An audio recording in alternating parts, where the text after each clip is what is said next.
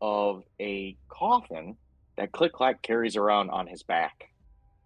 And while they had been, ready to trade with you and, freely give some information, you had realized, even from Click Clack's warnings, that whoever his friend was fairly dangerous and that you didn't want to have anything to do with being around when nightfall came.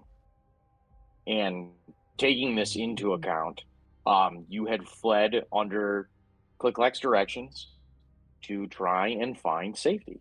And in doing so, you had encountered a few things along the way, namely a very strange set of stairs that ascended infinitely in either direction, either or descended infinitely. And you realized once you were part of the trap, you were trying to figure out exactly how to get away from this. And one of your number had done something with a mirror, and you had noticed something very strange happen during this point, specifically to Gendry, who had looked into the mirror and done something. However, whatever this enchantment was, it seemed to have been broken afterwards, and you were allowed to freely all go on your way. And after having seen this, you would be given a choice. You could either basically, insert yourselves into the cliffside, going deeper into this mountainous area, or you could ascend a series of steps and make your way, to the top of this cliffside that was there. And you had chosen not to go crawling around in some creepy darkness and instead stay out in the sunlight for whatever was left of it and make your way forward. And in doing so, you would quickly come upon the makings of a giant opening going down into a cavern with a bridge residing over it that made up some of the ramparts of the city. Now, as you had seen this, you had noted that the cavern itself was filled with flames and smoke. And after a short period of time, you had also noticed that there were four individuals standing further inside the cavern that were, very dimly illuminated by everything going on in there.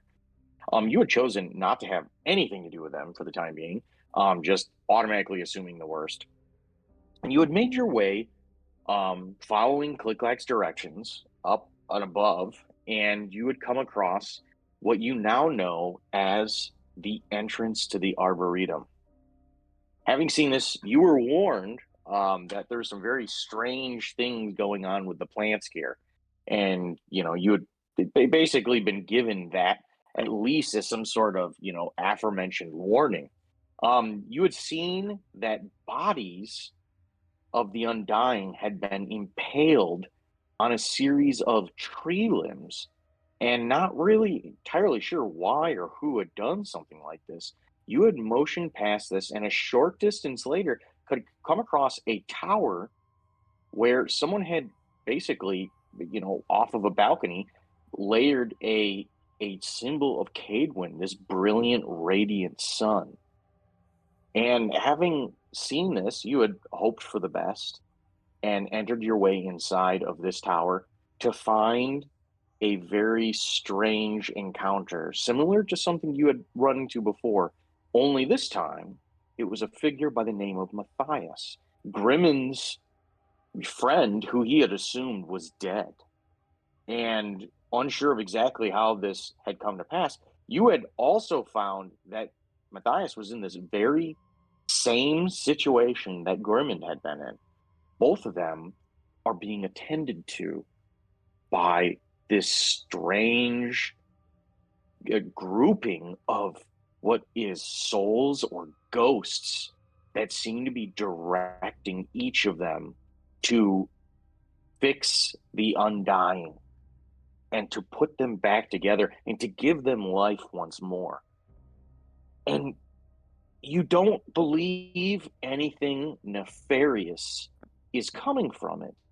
But even Matthias has admitted to you, and after your introduction, that he truly doesn't know why he does it, as it seems a fruitless effort, in that, no matter what he does, he knows that eventually they'll succumb to the hunger and they'll lose all sentience and they'll become one of the mindless undying that are set out to devour anything living. And knowing this, he had still had a very kind conversation with all of you and seems to be more than willing to aid you in your efforts. Um, you would ask him a lot of information about the surrounding districts, in addition to the nobles that you had heard were running, these areas. And after a large amount of information was passed back and forth, um, he had gone on to tell you um, specifically of some other strange happenings in the area, namely that the acolytes of the bitter flesh had been coming by, in order to do trades and give materials in exchange for, whatever he had, either for information or otherwise. And he told you that there was, in fact, several acolytes of the bitter flesh who had just come by recently, and four of them, which he had pointed out. And this clicking, you had seen some in the cavern below this tower area, and he had gone on to inform you that they had been interested in a place specifically detailed by a figure known as the Soulsmith and the Soul Forge. And knowing all of this, you had been a little curious, to say the least, as to exactly what was going on with this location. But he had warned you fairly strongly that you were ill prepared for the journey ahead. In that, with your current garb and your lack of direction and not knowing what you're doing, where you're going, or why you're doing any of this, he just presented it as you're completely unprepared for the situation at hand, and without direction or without knowing where you're going or having the means to overcome whatever you encounter, you're doomed. And after this whole debacle had taken place with this explanation, you had rested, and he had offered you, rest in the future if you came back, and he would grant you, the ability to stay here. He had just requested that you don't eat all of his food in the meantime. He didn't have much to begin with. It was very minimal in terms of some fungus and a few pieces of moldy bread. Nothing much there. And as you had taken rest and talked with him a little bit more, you had decided that you were, in fact, not going to insert yourselves into the Arboretum, but you were going to make your way down into the caverns below where this soul forge or this soulsmith was, and speak directly with the acolytes of the bitter flesh, and maybe be able to get some more information out of them as to what the hell they were doing here, or what they knew, or what they knew about the Arboretum, so that way you could move forward and maybe get a little bit more information on the situation at hand. And as you had made your way down into the cavern, you had come to the realization that there was something far larger at play here for what you were looking at. There was a very large building with bridges that extended from building to building in this area, all of it overshadowed by the fact that this entire cavern is filled with roiling magma and lava. And having seen all of this, you know that this is an incredibly dangerous place for what you're seeing. The last place we had left off is you had entered in, spoken with the acolytes of the bitter flesh, and you could see that they're adamant in their belief that this is going to be what gives them salvation going into the future. They believe that whatever this soul forge is, whatever the soulsmith is going to be able to renew them with life, is going to be able to give them their soul back. And you could see that they were trying to get into this entrance to no avail. They were touching it, they were looking over it, nothing was happening. But yet, when one of you approached and began looking over the door, you had seen words on the door flare to life. And it was specifically, through trials deep and shadows wide, your fate is forged, your strength is tried. Each step you take, each test you bear, shapes the soul you choose to wear. The more you stand, the more you gain. A tempered will, a mind unchained. For at the end, the last trial awaits to weigh your soul and seal your fate. But victory grants a warrior's prize, power keen and sharpened eyes. Face them all, embrace the strife, and claim the gift of greater life. Now, as you had seen this, the doors in front of you had opened after you had read it aloud. Now, the room you're currently standing in, no one's really done much. You've entered inside. The acolytes of the bitter flesh had spread about, trying to figure out exactly what was going on in here. And you'd seen that the area itself was fairly lackluster. There was some burnt and crushed pieces of furniture that had been rotted away. And you really weren't sure what else was going on with this room, aside from the fact that there were three other doors, two sets of double doors, and a strange singular door on the east side of the room with two glowing red orbs above it. We'll jump back into details here as soon as I enter you guys inside here. I'm going to throw you over on this map. Don't throw me. You're about to get thrown. It's going to happen. All right, let's see. Let me know if you guys can see everything. Well, see everything you're supposed to see.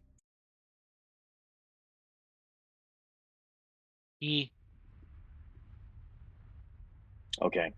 Can somebody screenshot that and put it in the Discord so that Lucy can see it?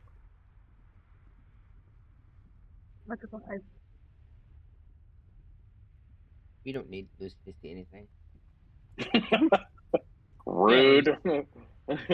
Oh, hold on. Can I edit this? Because mine's double screened. Good old paint. Ugh. You should be able to just like snip tool it. Do you have a snipping tool? I honestly don't even know. If you type snip in the search, it should come up with snipping tool. Yep. Oh yeah, I guess I do have that, huh? That's the easiest way to that's how I usually do it. I can't do it because I've got my DM layer and it would reveal all of the other shit in the surrounding area. Yeah, let Lucy see the goods. All right. Let us see the goods. All right, there we go. Okay. Fire cavern. Okay. I'm not connected to the server. Oh, now I am. Okay. So as it stands right now, this, you know, the front chamber for what you're standing in, it's perhaps a grand entrance hall of some kind, but it's now, you know, in decay and disuse. There's nothing really going on here. You can see broken crates and charred fragments from ancient furniture that are all around the area. And you can see that there's wood blackened and crumbling from age and fire all around you. To the west, over here, you can see that there is a set of double doors crafted from stone and reinforced with this tarnished iron band. And they bear a striking resemblance to the entrance that you came through. But, however, there are no knobs or keyholes on that surface. And there's only a faint vertical seam between where, you know, the doors meet. And you can't make out any other details on this door that stand out to you. The door to the north, this set of double doors to the north, is incredibly similar. They're practically the same thing. There's nothing really different about it, except for the fact that you can see something black marking the surface of the door to the north, even at a distance. And to the east, you'd seen something far more unusual that had drawn your attention. And this solitary door of darkened metal, it rests beneath two glowing orbs embedded above its frame. Now, they're red. You had done detect magic on it and picked up abjuration magic in addition to conjuration magic. Now, the orbs are pulsing faintly, and you couldn't immediately decipher their purpose, but you know that this is more than just a decoration. There's a magic radiating from this. What are you guys doing?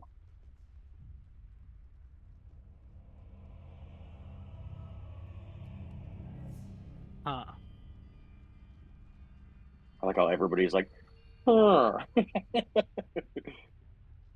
I don't like the idea that that door has conjuration magic on it. Yeah, I don't like that either. I feel like if we touch it, we're gonna be taken somewhere I don't want to go. I agreed.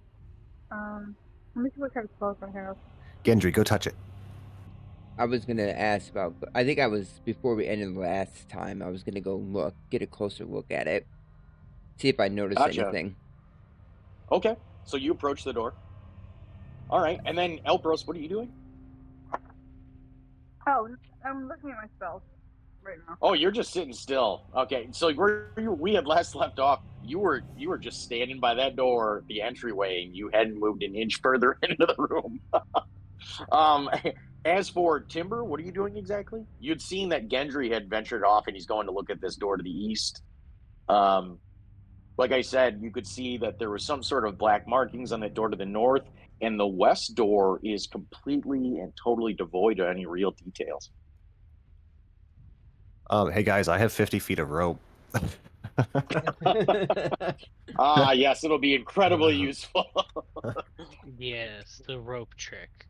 Actually, I mean, to be fair, Muck has survived many things by being tied to a fucking rope. It's actually really true, yeah. It's that's fact. Yeah. So, yeah, if Gendry would like to go touch the door, I'm gonna look at it first. I'd like to tie a rope around him.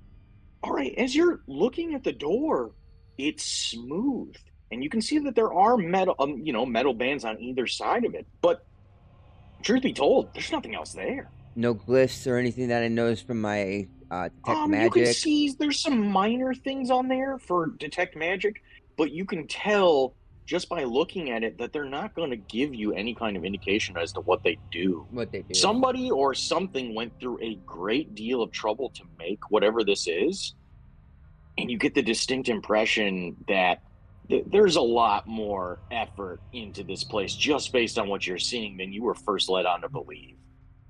Can I cast Dispel Magic on it? So just before anybody, so I guess I'll address this now. Dispel magic is used primarily for getting rid of magical spells. If something is like imbued like a magical item, or there's anything else going on where it's a permanent effect, dispel magic has no effect at all. I would tell you, based off of what you're looking at here on this door, you think this is a crafted magical item of some sort and built into this place. You don't think it's a spell. Well, I was going to shoot it, but now I'm not going to. I can set it on fire. Blow it up. And it's that aberration magic is what's all around this area? Yes, you're detecting abjuration magic everywhere, and you're detecting conjuration magic specifically on the door, in addition to abjuration magic. With the red lights. Yes, that's correct. And conjurations, summoning and transporting, right? Yeah. Primarily, yeah. Yeah. Maybe it'll take us to the Soul Forge. Or kill us. Or summon a great evil. No. Maybe we should look at the other doors first, and then if... Hey, have any of you Acolytes of the Flesh touched that door over there yet? You see as one of them immediately just looks back at you and this door, and you see as he moves forward to go to the door, nothing happens. Oh, no. The one that's glowing over there. Oh, so they just got in here just like the rest of you. They haven't been in here Take a until step back. Yeah, you've seen like they haven't Oh. done anything at all. Actually, have you seen any glowing orbs like this before? I'm asking these bitter flesh. They looked at well, the leader of them, the one that offered you the magic wand in exchange for your aid here. No, I haven't seen anything like that. You should try. Can you touch it? Perhaps it's a sign to follow. Oh, Yeah, yeah, go ahead. You see as this acolyte, kind of hesitantly moves forward and seems to have a lot more faith than the rest of you, but makes his way forward, and you see as he moves forward, and you can see as he touches the door, and nothing happens. The door to the north, the black markings, does that look like scorch marks, like fire, or is it just black marks, like ichor? You can see as are you gonna get closer? Yeah, I'll get closer. All right, you get closer and you start to realize as you're looking at it, they're handprints. They almost look like they've been burned onto the door. Gendry, as you get closer to the door, you see as those handprints almost start to glow, as if they're beckoning you. The second you step away, they fade. Interesting. Timber wants to get close to the door, and I want to see. I want to inspect the handprints. Are they all humanoid? Okay. Go ahead and just move here a little bit closer. Go ahead and give me a perception check. This is just for really getting in the nitty-gritty details here and looking over everything. I'm gonna actually don't even worry about a perception check. So you're standing directly in front of this door, and you're watching all these handprints glow, and you can see there is a massive multitude of handprints here. And as you kind of wave your body around the door, you don't touch anything, but you move your arm up. And as you do so, you can see that handprints even appear above your head as they begin to glow. All manner of shape and size. Some of these you see have 4 fingers, and you can see what look to be almost like claw-like etchings on the door, in addition to normal handprints and tiny handprints that would be more akin to halflings and gnomes. And you just find this incredibly strange that so many have maybe visited this place. I almost, Kyle, I almost said I want to recall knowledge. Throwback to another campaign, I suppose. Pathfinder. One of our Pathfinder games. You could recall knowledge. Gotcha. Yeah. Okay, so with the amount of historical information that we have been kind of picking up as we go through this, does that make sense that there would be that diversity of people in this area? You know that the Nameless City has been around for a very, very long time. And to presume anything other than, this mass of creatures have made their way through here, you think this is actually credible based on what you're looking at. I mean, you believe this more than some of the other things you've been told and fed back in, the cities where you come from. It's all rumor and happenstance there. But here, I mean, you're looking right at it.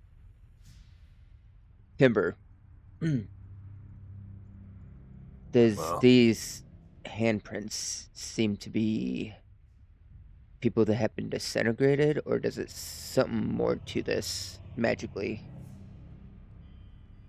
Timber will look back at Gendry and raise his hand up the door and show him as I move my hand across, it kind of follows the highlighting.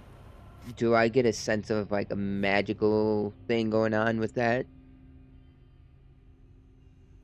When he moves his hand around, you can see as if everything seems to grow more radiant the closer he gets. Again, he hasn't touched anything, but at any time his presence is near it, it seems to glow. You see as one of the acolytes. That's what I was going to ask. Forward. And as soon as they do, you can see as they go to move in front of the door, Timber, and nothing's happening. You can So see as this acolyte even touches the door to no result. And you can hear him say, I don't understand. And you see as he's just pawing at the door, basically. And you can see confusion come across his face. The other acolytes have gathered around at this point and are trying to figure out exactly what's going on. You've presented yourself as having some sort of impact on this door. It Now, doesn't do this when the acolytes try to touch it. Does it glow like it does with timber? Or? no. No, none of them are having any kind of reaction with the door. Timber seems to be the only one. For the time being, no one else has really approached the door, but you can see that these acolytes of the bitter flesh don't seem to have any kind of, ability to interact with this. I feel like you have to be alive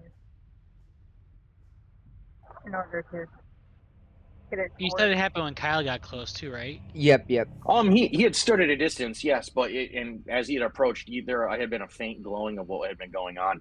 Gendry, are you moving forward here? Yeah, I'll move forward again.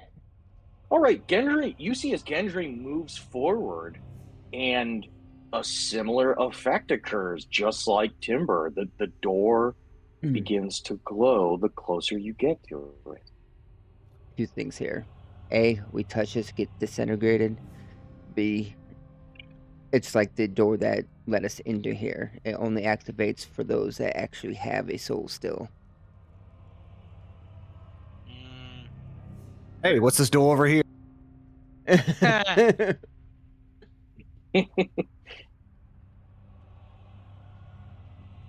As you move over to that western door, Timber, you can see it's completely and totally devoid of any details. There's nothing there. You give it a quick glance over, and it's as devoid as the door was outside before you had approached it. Except when you approach this one, nothing happens. All right, I'm gonna touch this door. Wait. Nothing happens. Going Sweet. through the items around this room, did we see anything? Is there any You guys notes? never went through any of those items. Okay, I would like to ask Timber to help because he's very perceptive. Basically, I want to investigate this room a little bit with these Do you guys want to take the time to thoroughly go through everything, and I'll just. I just want to see if we find any somebody might have brought a note in here, anything like that. That might catch my eye. We can do a full search. What the two of you do is Bolrin or Elpros helping in this situation? Yeah. Well, I'll help. Okay, Elpros, you help. Is Bolrin helping? Sure. Okay, so everybody starts to split up. You even see the acolytes of the bitter flesh see that what you're doing, and they try to help because they've got just as much invested here as you do. And after a very short period, you see as Bolrin and Elpros split off into a corner and they start going through this crate. You're more cautious than anything, Bolrin, Elpros, and you've had way too many problems, just like Timber and Gendry, with any kind of dungeon crawl interiors. So caution seems to be the best method forward in any of these situations. And while everything here seems to be crumbling, it's burnt, it's crushed, it's destroyed. There's nothing really of value here. I mean, anything that was here is either burnt and decayed and gone, or there's just something has possibly destroyed it for what you're looking at. Timber, when you start looking around, you see a couple of these acolytes of the bitter flesh are searching the things near you, and one of them moves some of these wooden planks around, and you can see as it crumbles to ash as they grab it, and you see bones underneath them. And you can see even the acolytes notice this, and he starts to move some of these planks further, and you get the impression that what you're looking at, there's something off here. Go ahead and give me an investigation check. Uh-oh. Pardon? We're gonna die. Oh, good roll. Cool. So, Timber, as you're looking this over, you realize this wasn't just covered up. There's something else going on here. As you're looking at the wood and the surrounding furniture that was near it, it looks like it's been crushed or trampled, and someone was either trying to hide behind it or underneath whatever was there, and they were flattened like a pancake against the Oh. stone. Mm. Nobody Does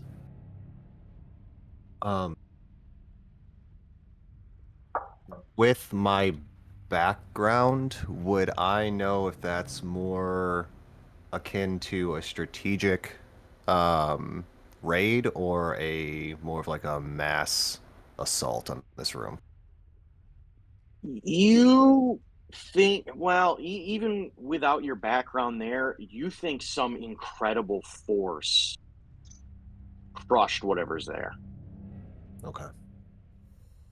It didn't seem very deliberate in attacks, but it seemed more.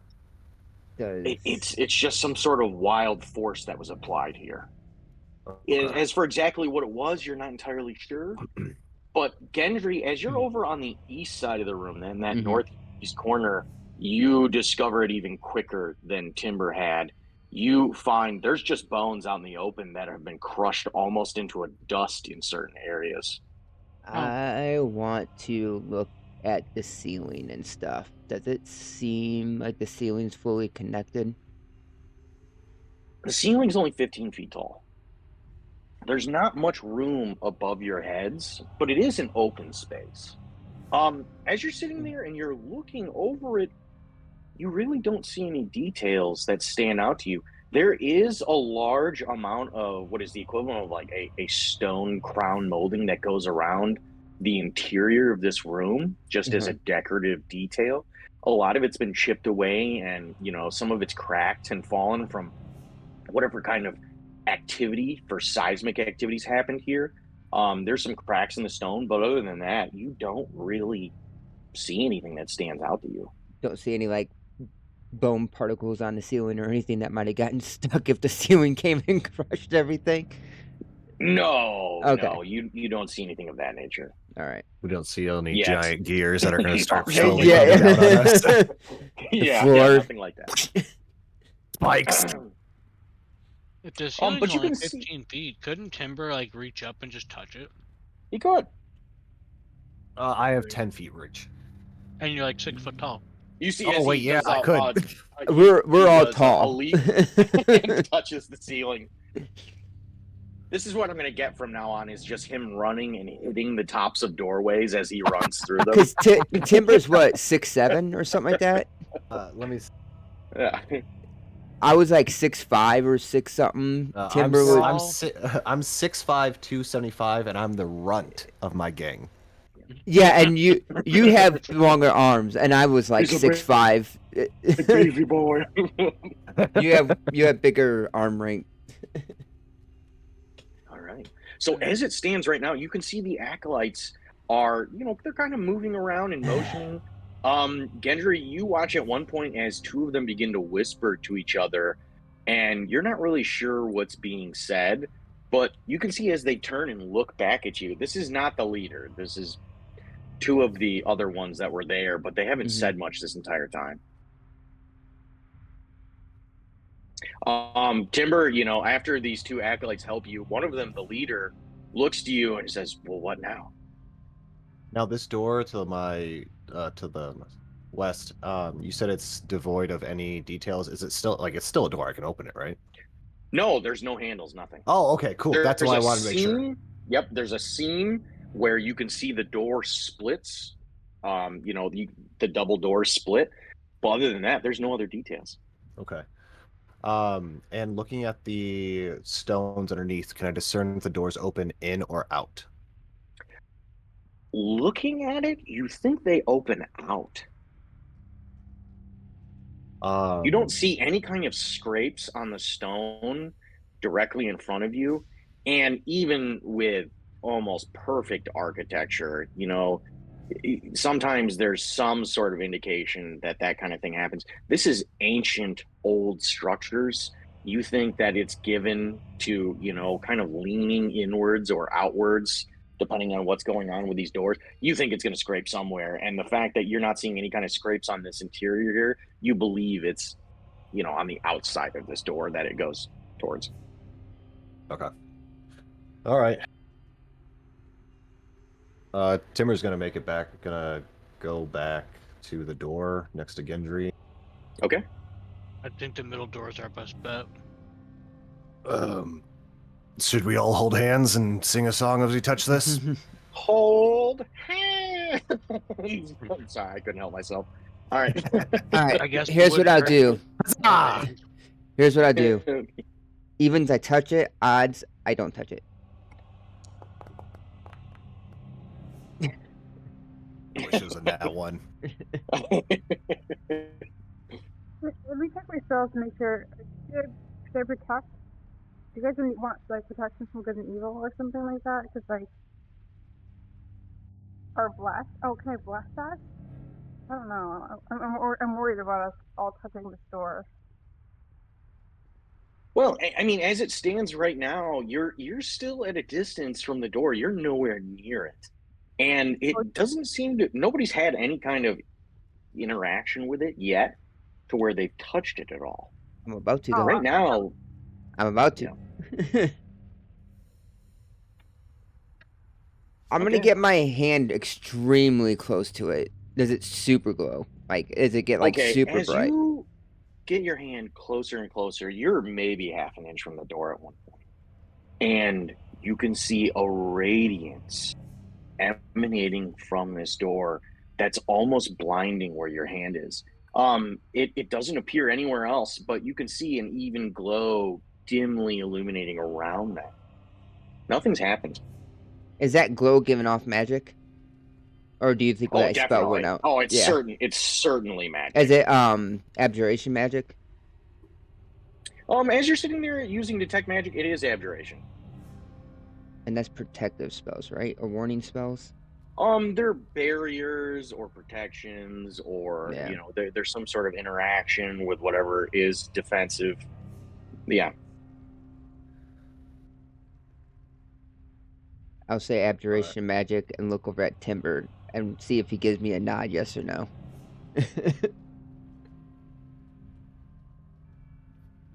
Yeah, do it.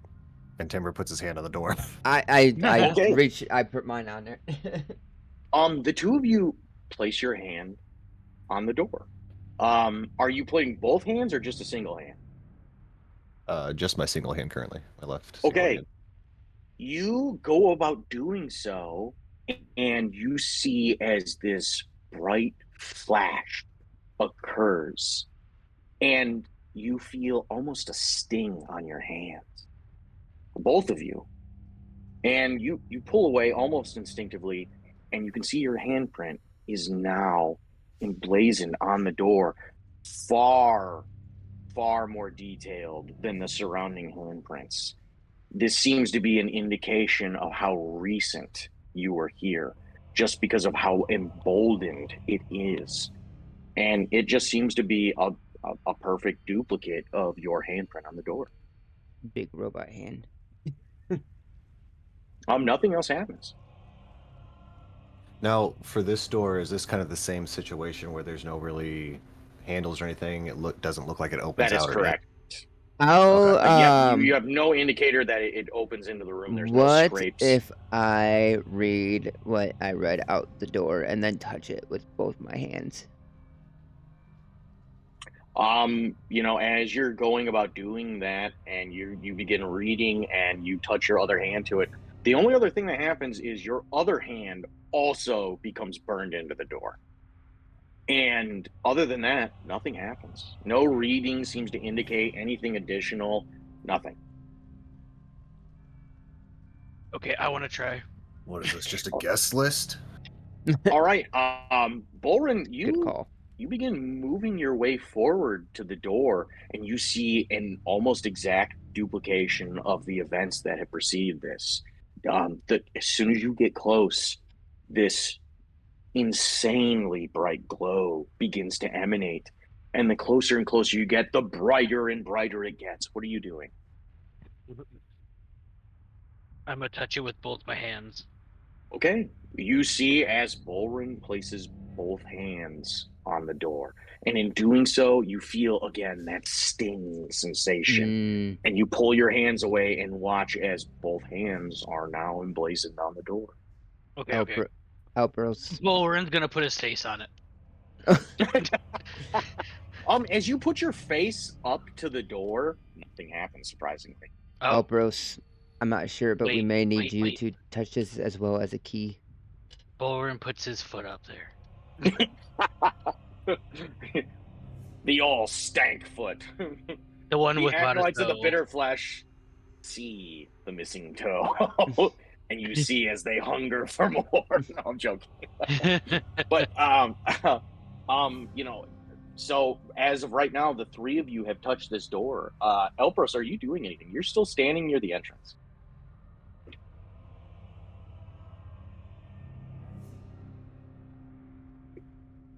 Lucy's like, fuck no. She might not be able to talk. We got a couple events at the school right now. Oh, I got you. Oh, I was on mute. Haha. Oh, Would you like to touch this door to put your markings on this?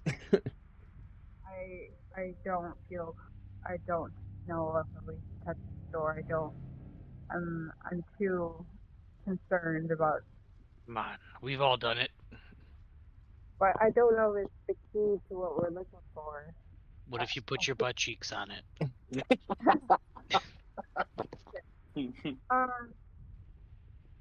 Can I keep my? Okay, I'll walk over to the door. Okay. Can I imagine the door opening while I'm touching it? So so as you reach forward to touch the door, you see that drastic glow, that radiant light start to take place, and you're imagining the door opening. And as you reach forward, you touch it, your hands on the door, and you feel that stinging sensation. As you pull your hands away just out of reaction, just like everyone else, and you see as your handprints are on there, burned onto the door. And as you're imagining this door open, this is what happens. Oh, Jesus. The door behind you at the entrance immediately slams shut. Oh, no. Oh. We're dying by the power of imagination. It's a good day to die. As that shuts, you see as something else happens here. The door directly in front of you, in a very similar scenario as the one you had just entered through, begins to glow radiantly with these words in an orange that are essentially burning on the door. And it says, "The weight of stone, Oh, fuck. the gaze unseen, moves swift against those who walk between. Yet seekers bound to trial's breath shall slip past wrath and dance with death.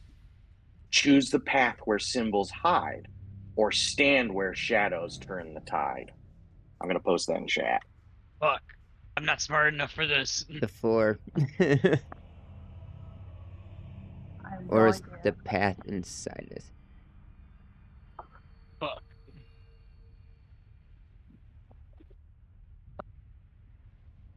We gotta watch where we're stepping. Yeah, we're dead.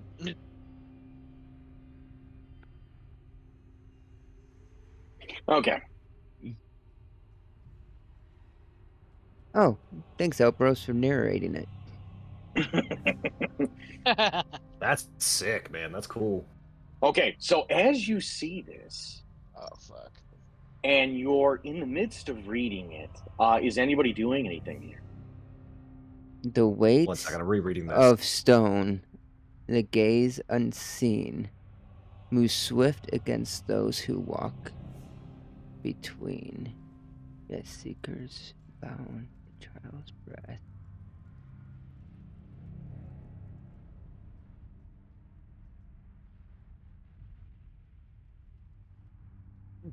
Are there As any you're in the- stones with do we see any stones with symbols on them? You don't really have time for that.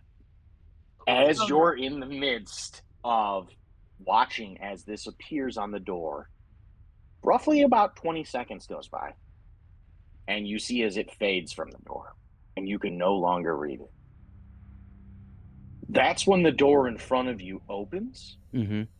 and the door to the west of you opens. As this happens,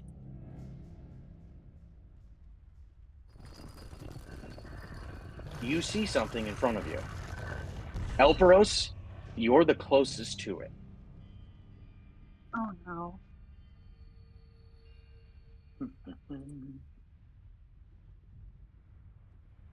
This is what happens. I need Gendry specifically to roll for a knowledge arcana check. Oh shit. Arcana! Let's go. Oh fuck! Oh no! All right. So the rest of you Fuck is that? see It's my brother. this very large, strange-looking metal suit of armor is what it effectively looks like. But Gendry, you have some of your emotions from when you were still full, in a sense. And amongst those emotions is fear. You realize what's in front of you is something far, far beyond all of your capability. What lies before you is something known as a machination, the equivalent of a golem or a machine capable of thought in the extremes of following orders in a warlike manner. And what you see before you is death walking. This is what happens. You see as the body of this begins to emanate a light. And you see as an orange glow begins to flare up inside of it, and its eyes immediately begin to glow this brilliant orange before looking down on all of you. Okay, cool. You're welcome. Okay. Good, yeah. This is where we're going to roll for initiative. Yep. I don't want to. I want to run away. We gotta watch where we're stepping though. I will remind everybody that. As you hear all of this happening, Gendry, you're the only one who truly understands the gravity of the situation in front of you. Just by what you're looking at. Mm-hmm. You know if you stay here, you're going to die. The acolytes around you, you hear as one of them screams out, "The Soulsmith!" And you see as it starts to run forward. Distraction, that's fine. Oh, that's fucking cold. I mean, honestly, You already know, Gendry. it's us or them. Yeah. Okay. So Gendry has not told us what this is yet, right? No, I mean, I just say run. But Oh, Wow, God. who got that? Oh, the bitter flesh. Oh, your rolls Okay. are public. no, that's fine. Okay. Yeah, I'm not worried about it right now. This is not the weight of anything. So you see as this acolyte runs forward immediately. This is where we have a change of music.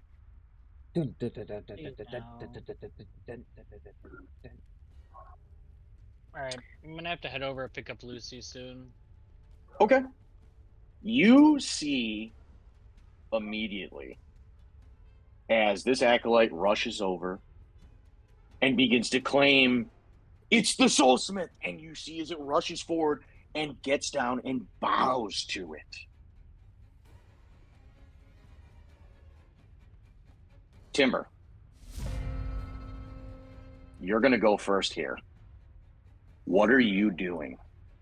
That door to our left, to the west, is now open, right? Mm-hmm. It is.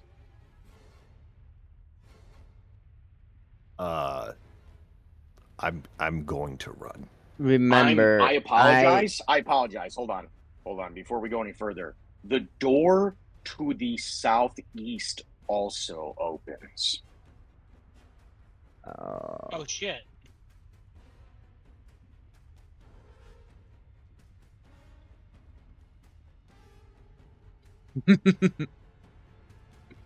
What are you guys doing? That's cool. Timber is still, I mean, I'm just trying to fucking think. I'm sure if we left this area, he'd probably fucking leave us alone because he's only protecting this damn place. All right, we need to make. Timber's gonna make a beeline to. There. We're going there. Okay. You immediately start to run. remember, I yelled before door's this open. all happens is to watch your steps. Oh, I'm sorry. I forgot to unpause it. I apologize. Go ahead. You can see the door across this bridge as soon as the door opens, almost in a chain succession, also opens. If I can get it to. There we go.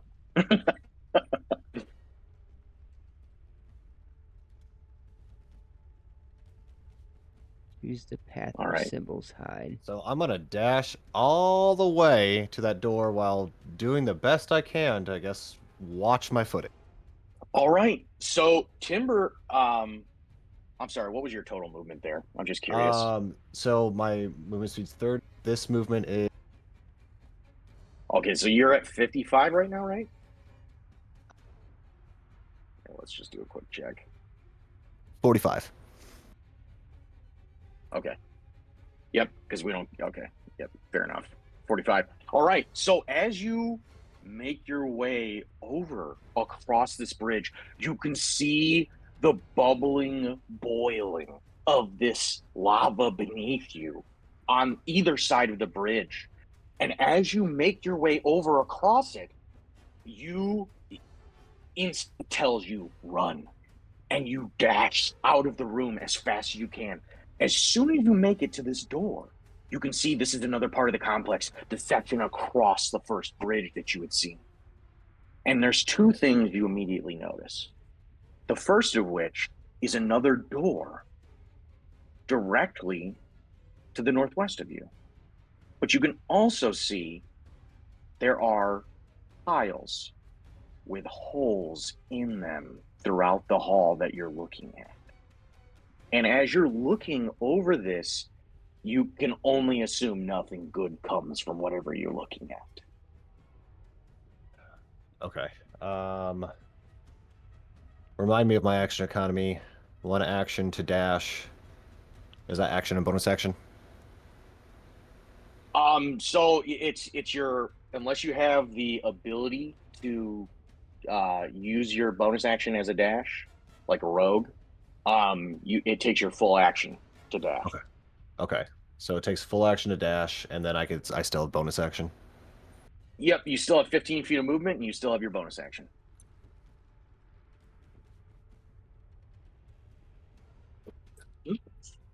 Yeah, I don't know how you want to play this out, but Timber would more than likely Hunter mark that son of a bitch so he knows where the fuck it is at all times. Oh, that's a good idea. Good on you. So All I right, would like so to cast that. You, Hunter's Market, you know its exact location. That's fucking clever, dude. That's very clever. Okay. Yeah. All right. Yep. Is As there long as it anything doesn't else you'd drop, like to do? You still as long as the target still doesn't have drop to 15 feet of 0 movement. points. Oh, I got movement. Mm-hmm. 15 more feet. And you said there's holes in these tiles in front of them? Well, you'll see if you go that way. Oh, okay, okay. Just because I'm concerned that the doors are going to slam behind me, I'm going to hold stance at this door before I cross the threshold. Okay. But I'll turn You around and do have a bow ready. a mini panic attack as you pull out your bow. All right. This acolyte begins to move forward and then sees you run, Timber, and runs directly behind you.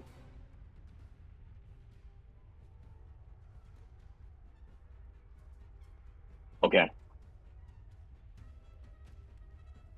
Sweet. Gendry, you're up. Wait, I didn't see the other acolyte run. Oh, I don't know why I didn't move. There's something buggy going on with Forge tonight, and I don't really know what it is. Oh, there it goes. It's very strange. Yeah, so now I have advantage on any wisdom perception or wisdom survival check to make to find this target. I don't know which way to go.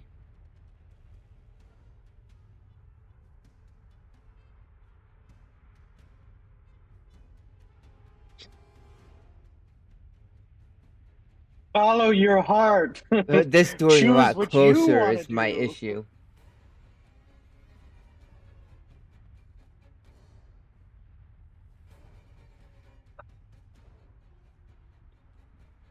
This has vibes of Gormek and Bliss, where we all decided to split up. It does. 5, 10, 15, 20.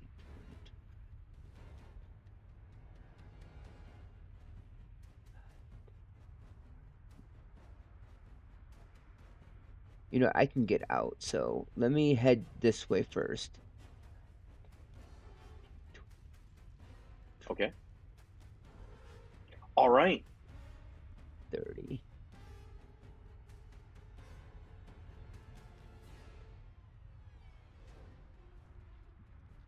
Oh, I was gonna say, I didn't know if you had it on your measured template. Okay. That's 5, 10, 15, 20. Yeah, you can't move And then, diagonally around corners. yeah, and I'm So you'd be able to peeking make it around the just to the opening. corner Okay. as I'm running As in. you go about doing so, and you move your way around the corner, this is specifically for Bolrin and Elpros, who are still in the room. Can you guys hear me? I wonder if he ran. He's muted, so he's Hey, picking up Oh, Lucy. yeah. I gotcha. Zach, unmute yourself for a second. Oh, I want to know what happens to me.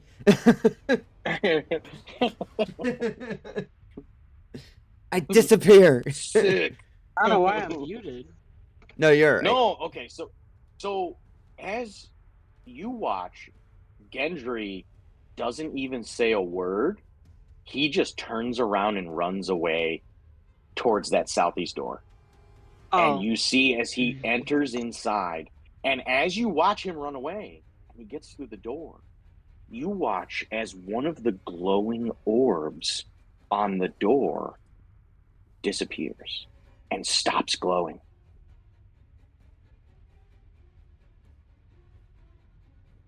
All right, do I see anything in front of me? Weird. So, Gendry, this is what you see. As soon as you exit out through this door, you realize you're on a balcony of sorts, overlooking the rest of the cavern, all of which is nothing but bubbling lava beyond here. If you were to take a tumble over the side, you're very likely going to fall to your death and doom. However, there seems to be plenty of room on this balcony, even though the columns holding up the cavern itself above you are succumbing to decay and ruin as you see cracks going through some of them. You see off to the north of you is very visibly, a very large open area.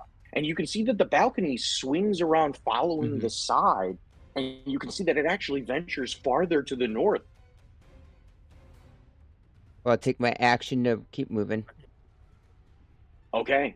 As you make your way to the north, you can see very visibly that a ladder is, adorning the side of this balcony, going down, directly down onto, the obsidian below near this magma. However, nothing else is available except for another door with glowing lights above it. 2 of them, in fact. Okay, and is there anything else you can do with your turn? You've used your movement and your action to do this. Give me a second. Let me double check something.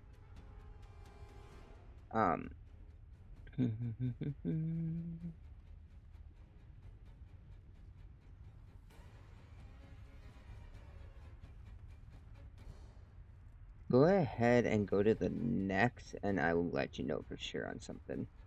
Okay. This acolyte that was in the room and watched Timber flee also flees behind Timber. This is the leader. And you see as this acolyte comes up right behind you, Timber, and goes, "What do we do?" And you can see a panic on his face. We fucking run. Okay. And now it's Bolrin's turn. Do you guys want to pause for the time being and wait for them to get back? Yeah, that's fine. I need to think this through anyways. She's got. Oh, couldn't hear you, Zach. You're breaking up. I don't know why I didn't connect to the Wi-Fi. Lucy's got to clean up in the LRC, so I just came by a little early to help her out. No, I gotcha. What's a magic action again? What did it change for that? Is that just a normal action? Magic action is specifically the intention of casting a spell or using a magical item, to my knowledge. It means, it implies it is in fact magic and can be shut down by anti-magic. Right. I'm sorry. But it's basically like an action. Yes. Okay. I'll be like 5 minutes. I just have to get this up. Yeah, no worries. Everybody just you're right. Take a quick head break. Friggin' flesh it out. I've got my eyelids that need a little bit of closing right now. I was seeing if my little figuring out if my little tinkering magic allows me to make a rope right now. Oh yeah, that's it. But that's a magic action, so it's not a bonus action. I can't remember how long that takes. Does it take a minute or is it an action? No, it's just basically a magic action while holding my Tinker's tools. I can create. Oh, that's sick. I can create an item in an unoccupied space within 5 feet of I just myself. imagine some artificer with like the equivalent of like a cotton candy machine. Basically. And they're like, "This is how I make rope." And you put your 100% is what's about to happen. 100% percent what's going to happen. And I can use it. And right now I can use this because the little secret sauce is still not working properly, I think, because it's not letting me import stuff. It like keeps giving me an error.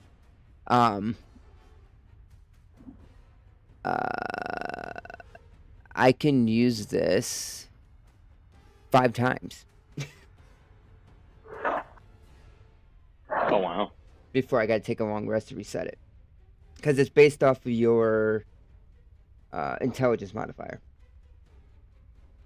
Gotcha. Super cool. Give me 1 second. I'll be right back. I'm gonna actually use the head, guys. Actually, I'm gonna do the same. Maybe Miles will have some new TikTok stuff from his own bathroom.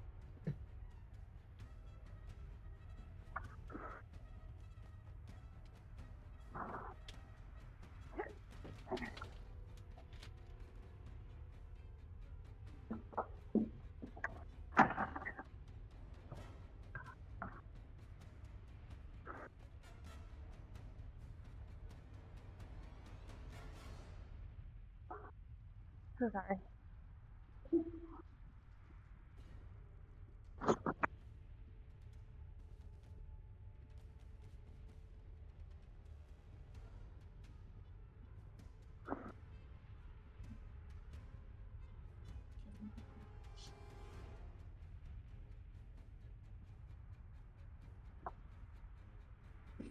Ow, fuck.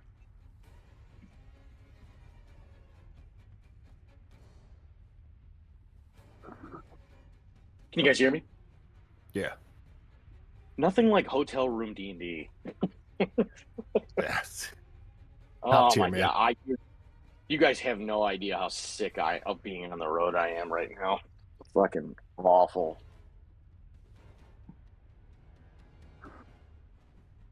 Dude, it's This gotta entire suck. year I so don't far. ever sleep good in hotel rooms. Well, you know what? I've gotten so used to it that I fall asleep at the drop of a hat. I think it's just because of exhaustion. But I'm not joking when I say this. This entire year so far, I have been at home for I think 11 days total. Jeez, man. No shit. It's been that busy. Why And own they a just home? well, and that's just it, right? That's exactly it. I'm sitting there, I'm like, Jesus Christ. I'm like, I haven't even gotten to go home. I haven't gotten to do anything. And it's because they're so hard pressed on these projects. They just fired 2 people. Yeah, They 'cause that literally just fired 2 people. makes so much sense. Well, and that's just it, is like freaking it. And the reason why they're firing people, I can't remember if I told you guys this, that indeterminate hold thing. Oh Yeah, my you did. God. The amount of projects people are putting on hold right now is alarming. Yeah, Toyota just had a big announcement. We're outsourcing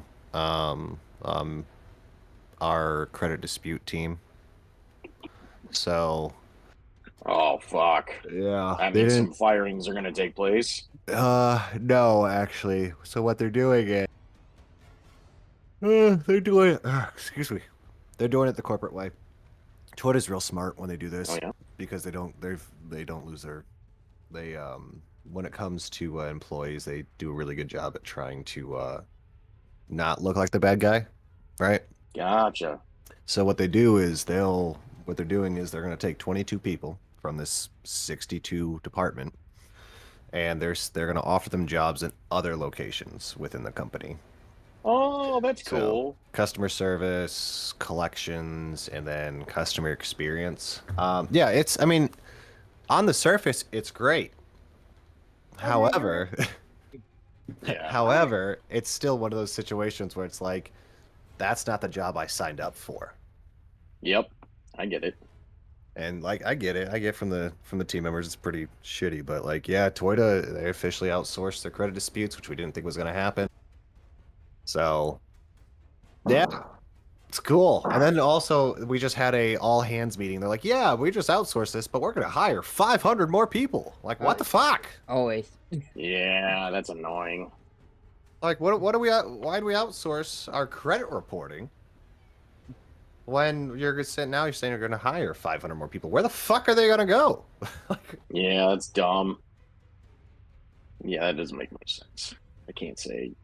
I'm just so baffled at this point with decision making happening on an overall level. I have no words. I mean, don't know. I'm just going day to day at this point. Like, it's this point, Me too. the fucking world's gonna end, and I might as well play some video games before it does. Yeah, so this is, bear with me. So I'm on this project with a guy who's got stage 4 cancer. He's got prostate cancer, and he knows he's going to die, coming up here in the near future. And he's working at this job so that he can maintain his health insurance so that he doesn't die. Yep, Because that's his why a lot pills of people cost stick with Toyota. $8,000. Yeah, his pills cost $8,000 a month to keep him alive.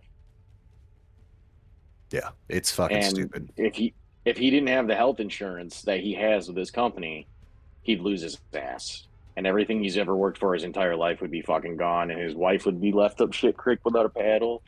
And it's just absolutely fucking insane what these pharmaceuticals and these people are allowed to get away with. And even worse, like my company. Again, right? Oh, the lights are turned off. Yeah. Yeah. Fucking ridiculous. I don't even No, know to say that shit. It's fucking stupid, man. Like, just everything going on is just crazy. Yeah. Oh yeah, it's a shit show.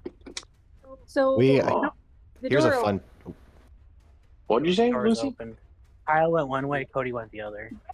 Why? I went Everybody first, so blame decided Kyle here. Everybody decided, you know what? Let's split up.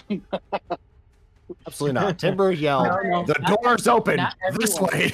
Not So everyone you- decided that was purpose. That was just Kyle's decision. so Elpros, Bolrin, you watched as Gendry bolted off to the southeast without saying a goddamn word to any of you, and you saw as Timber bolted off to the west without saying a goddamn word to anyone. Oh no, I And shouted. all you hear from these acolytes is, "What are we gonna do?" And Timber is yelling, "Rah!" And one's in front of it going, "Oh hell!" Yeah, one of them. This one directly next to you, Elpros, ran forward, screaming that it's the Soulsmith. I'm gonna. I don't think you're up. Oh, never mind. I think I'm up. Wait, am I up in initiative? Bolrin is up, yeah. Yep, Oh, Bolrin's up. God. All right, Bolrin, what Oh. are you doing? You have a choice. You should stay. And to be honest, I went to the door that was just closest to me. So And then one of the lights And- went out. That is correct. One of the lights went out when Gendry went through the door. I mean, I need one more to come in so the other door opens. What does that mean? Did Timber go the wrong way? Probably. Oh no. What's on your hand? You're on it? Oh. God, who does Bolrin like more? You're in He the flips same a coin. order. I don't even know if that. I don't even know. No, go whichever way you think is best. I just I'm went to what's gonna- closest and out of curiosity. Honestly, I'm kind of curious what happens if another light goes off. All right. I'm gonna run in where Gendry is. All Oh, right. no. You see as Bolrin chases after Gendry. As you move your way down there, go ahead and make your movement. I can't. I got you. I'll make it. We're All still right, at so school. 30 feet. Okay.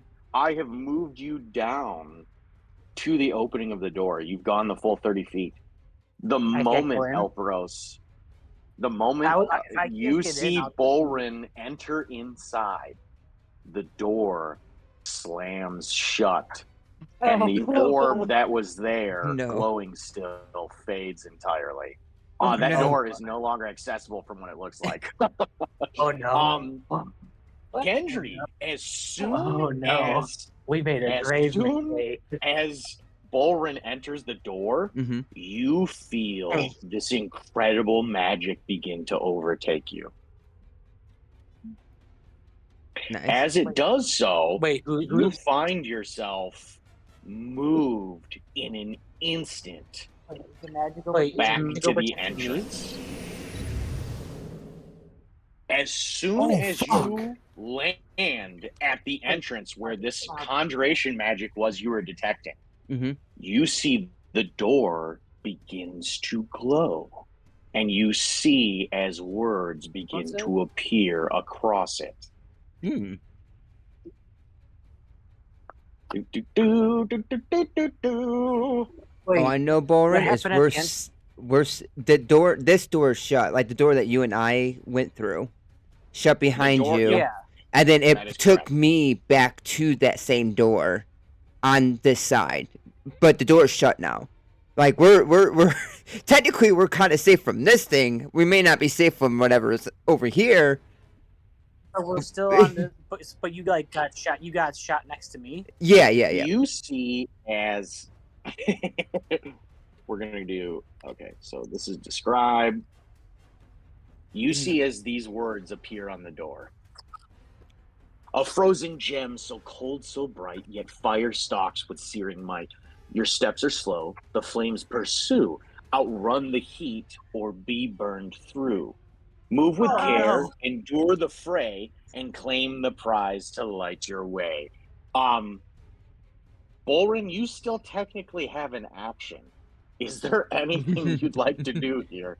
You see as this appears on the door and then starts to very quickly fade. Does the other door open? You have You no gotta get idea. to the You corner. can't even see the door.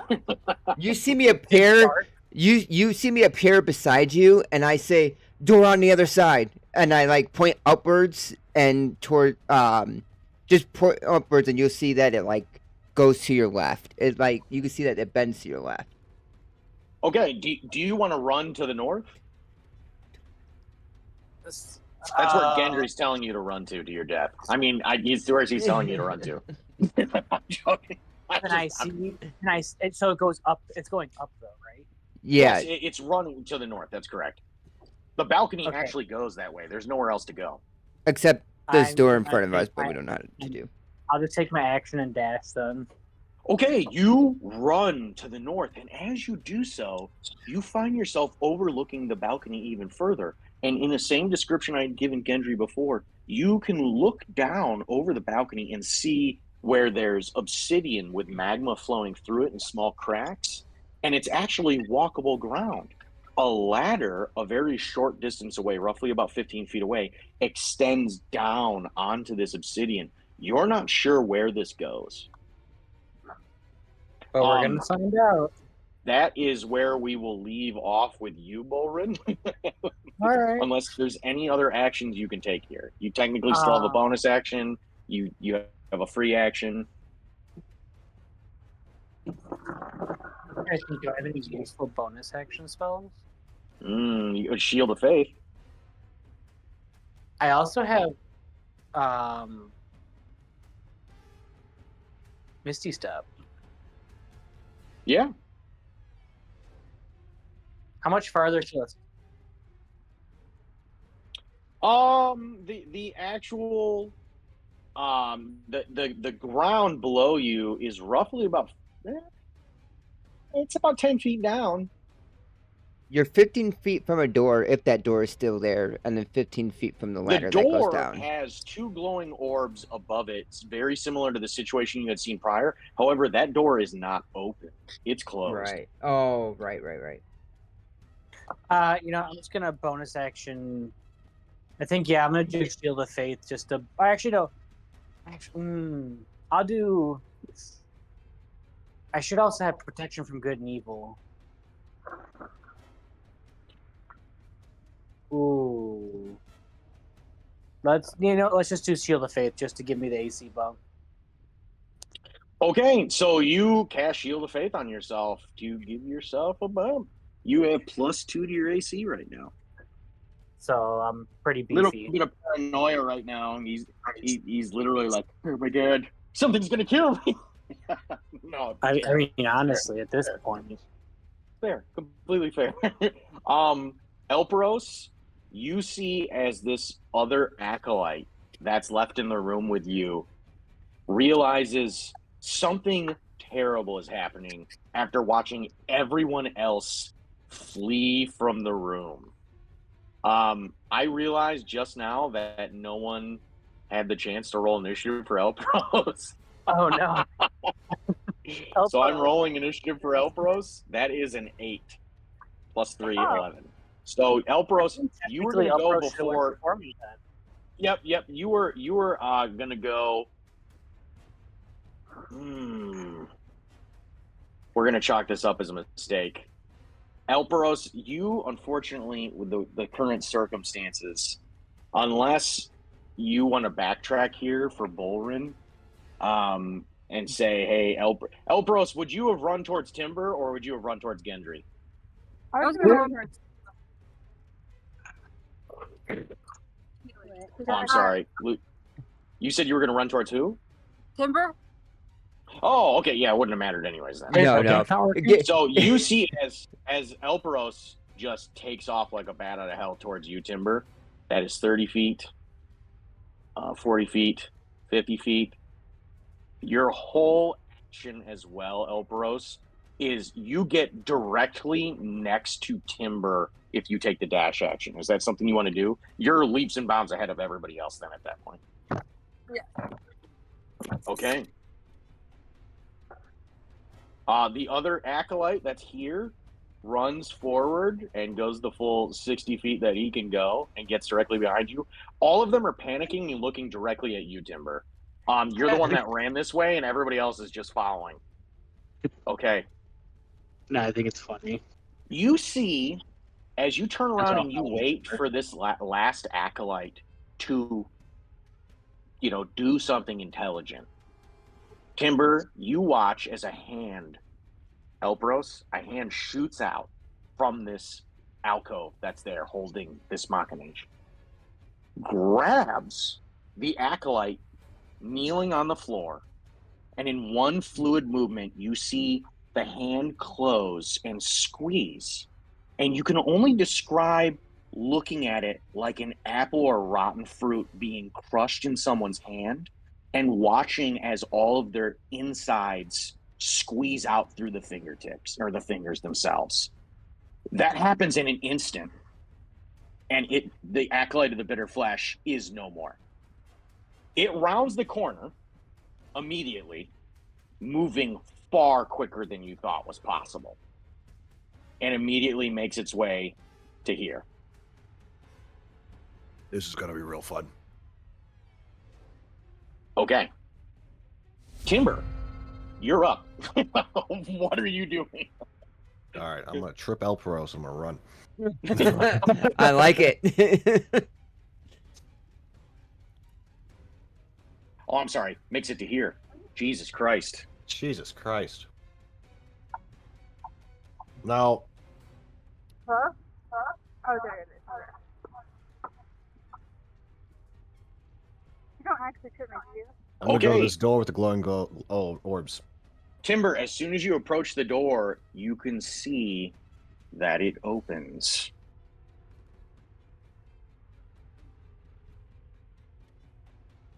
As soon as you get close, it immediately opens wide for you. What you can see inside the room is a single sarcophagus sitting in its center. You have mere moments to make a decision here. You realize very quickly. You can either move inside or you can keep going.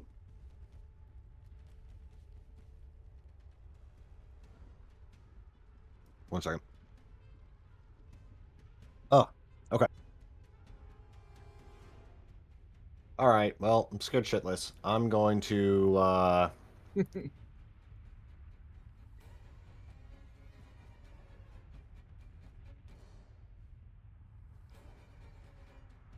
I want to, all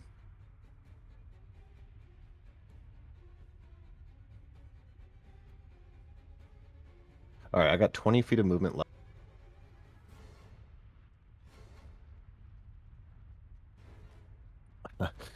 Would I be able to slide across the top of the sarcophagus to get to the other door within 20 feet?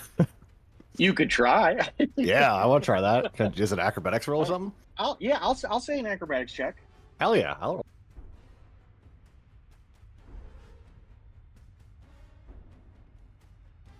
Oh, I don't like acrobatics as much.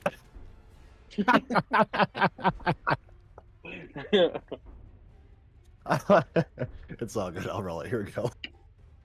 Wow.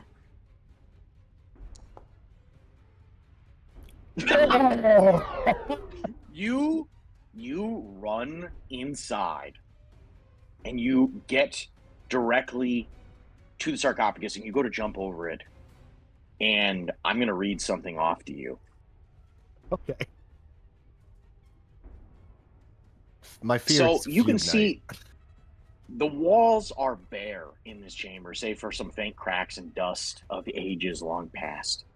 And at the center of this room lies the only notable feature, a sarcophagus. And it's of a remarkable craftsmanship. As you run to jump over it and get to the other door on the other side of the room, you can see that you pause almost instinctively because emblazoned on the sarcophagus is a symbol of a sword crossed with a shield. And that's what really trips you up as you run into the room. You go to do this, and you just instinctively look directly at it, and that's what causes you to fuck up your leap across it. All right. Timber, is there anything else you'd like to do right now? You technically, I mean, Well, I tried to do your something. movement's done, but you have your action. Yeah. Um, Can I move? I know my initial movement is if I dash. Would I be able to open the door if I dash to it? Or is that another object interaction? There's no handles on the door. I'll yell back at Elpros, get in here! All right. Timber, Go ahead. I'm trying to think of any action.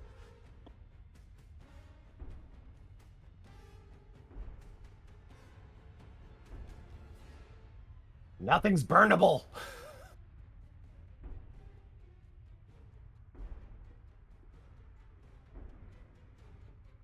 I'm just going to use the rest of my action to dash to the door.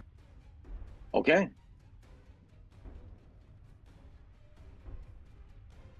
Okay, you rush over to the door and nothing happens. I know. All right. I know.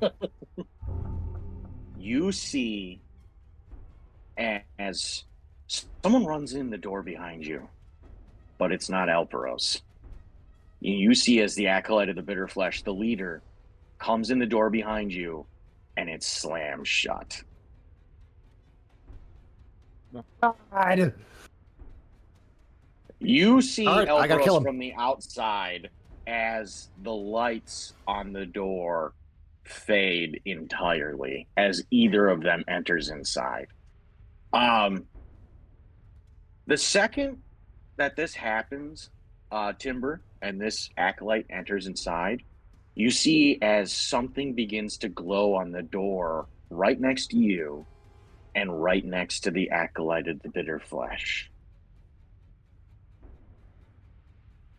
It says, a blade once was sworn, now fate undone, a warrior lost, yet battles won. No heartbeat drums, no breath remains, yet still they march through death's domains. Steel and skill will test your might. Can you fell what knows no night? And as soon as you finish reading it, you see as the lid of the sarcophagus pops off.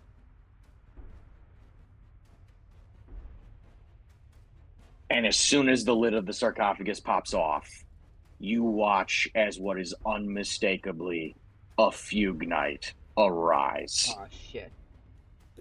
Yep. It only took 4 of us to kill one before. Okay.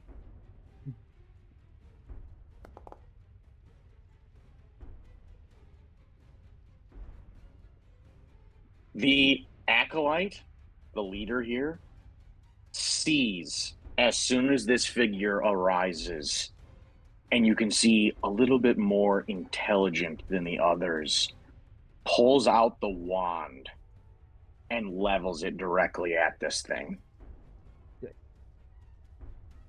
Oh, I didn't realize he had a wand. Magic missiles. It was the wand of magic missiles he offered up in exchange for your help. So as he goes about doing this, you see as he blasts this figure with the full might of what he's got here.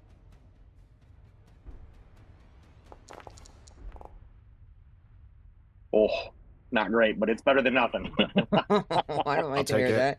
All right, you see as multiple mirages of these minute magical forces dart into this figure, and you can see as it almost has no effect.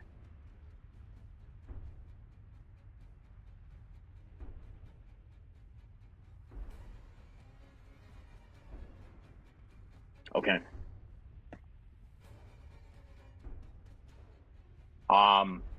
Gendry, you're up. You watch as soon as you're available, Mm-hmm. you can tell something very strange is going on. You realize there's something. I need both of you to roll an insight check. This is Bolrin and Gendry. We're still not back yet. Oh no! Oh, wow. Okay. Automatic success is what? Oh, let me see what If you have the active inspiration ability, you can get an automatic success if it's not combat related. This, unfortunately, I would consider it's still in combat. Mm-hmm.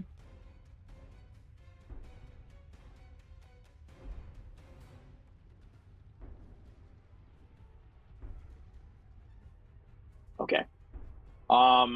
Do you want me to roll for you for Bolrin? Yes, please. All right, here goes nothing. Let's see if you're a scrub, ain't got no love for me. Hanging out the side of your passenger's ride. All right. Yep, you're a scrub. That is a 7. Wah, wah. All right, the both of you just watched, this rhyme appear on the door. A frozen gem so cold, so bright, yet fire stalks with searing might. Your steps are slow, the flames pursue. Outrun the heat or be burned through. Move with care, endure the fray, and claim the prize to light your way. That's all you see. I'm gonna make my movement over here. Yep. Gendry, I'm sorry. I do have to point this out to you. As you see Bolrin take off, he hasn't really had time to look at anything. But as you appear back down here, you notice there's something very strange lining the wall here. And as you look, there looks like there's some sort of insert for something. Oh, nice. On the wall, like a hanging bowl, effectively. However, whatever is supposed to, whatever was there is gone. There's nothing inside it.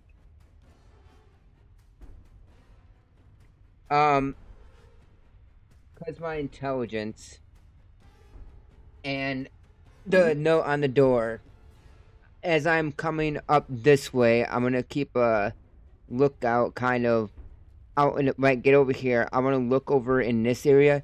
Do I see any like bluish cold looking gem? You do not. Whatever you could see, all you can see is available to you is wherever you're standing right now. You don't see anything beyond. Like, it's just this, ceaseless environment of lava roiling around you, with the exception of obsidian down below. All right, I will use my action to start moving more. What happens if I get closer to this door? And towards this ladder? Nothing happens? Alright, how far is this ladder down? 10 feet. 10 feet? So... Yep. 10, 15, 15... 20, 25, 30, 35, 40, 45, 50, 55, 60. You can make it all the way to here. I'm gonna carefully step down before I get off the ladder. Like, I'm gonna... You know what I mean? I'm gonna watch my step. There it is. As you do so, you round the corner, and you can see a similar holder adjoining the wall. And that, whatever it's meant to be, you can see that something is glowing and luminous, blue. And you can see literal frost on the walls surrounding it. And mist begins to form the further and further away it gets, as if heat and cold are meeting at a point, and a fog rolls off from the area instead of, the acrid surroundings that you're currently standing in. You realize this clearly has something to do with whatever this puzzle is. However, as you look towards this glowing, luminous item, whatever it might be in this holder, you can see a large number of bones directly beneath it. most of which you can see there's something strange going on here. You haven't been able to piece together what exactly you're looking at, but it looks terrifying. Everything seems to point towards death the further and closer you get towards this.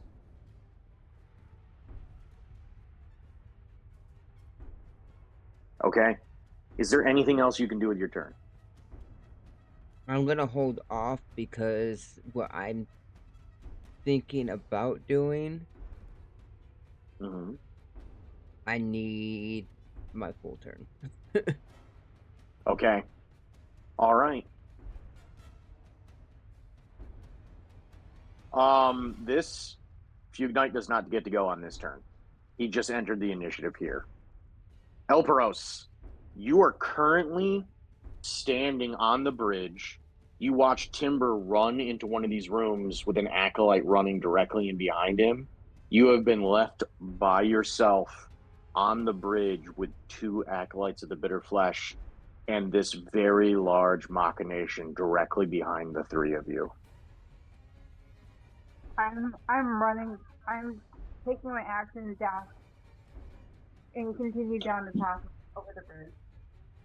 Okay, you're at the very end of the bridge. You have a choice in front of you. Unfortunately, the door that you would have entered into with Timber is no longer accessible.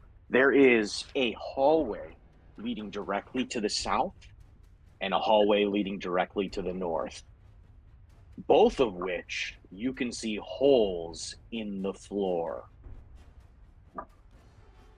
Like person-sized holes or like item-sized holes?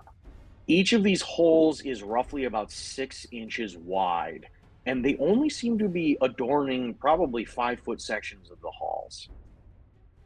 Okay. Is there anything around, or if I go north, is there anything around in that area that looks like it would fit in there, or? Unfortunately, you're almost getting a mimicked duplicate running north and south. If you wanted to run to the north, I can run you that way. It's roughly about 15 feet away. Okay, you run to the north. And as you do so, you can see visibly down the hall, directly in front of you, is rather extensive. Almost a full 10, 20, 30, 40, 50, 60 feet till the end of the hall, which immediately turns going north more.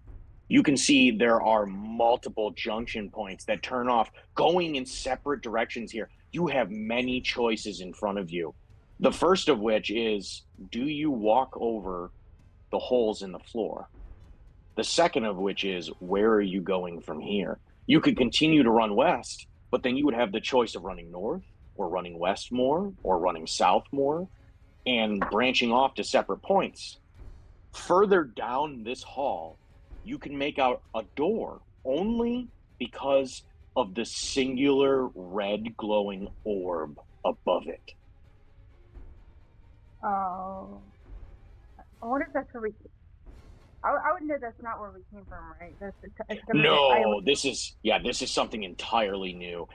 Timber ventured into one of these doors by himself and this acolyte, and you are now left in the wind. You can hear this machination behind you stomping around, making its way closer. You realize if you don't run, you're going to be in its path. Okay, I'm running. I'm running. Okay. So I can go north. Okay, but I have to go over the hole. Okay. I'm going to send you a screenshot, like a snip of what I'm talking about right now. And then once you see this, you can make your choice. Oh, I'm sorry. You can also see, I apologize, I can't believe I didn't say this. Additionally, less than about 20 feet away is a door with no less than 3 of these glowing orbs above it. Okay, I'm not gonna run towards the door. I don't feel like I want to I'm gonna continue north. I'm gonna go over the hole. Okay. But I'm gonna send you this screenshot really quick. That way you can make the decision. That way.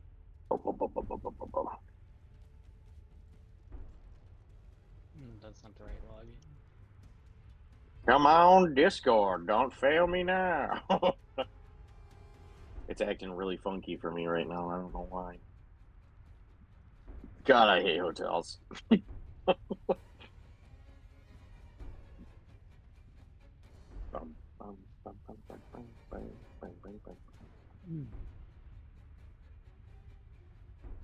Checking for updates. I got Lucy logged in. Thanks, Discord. Nice.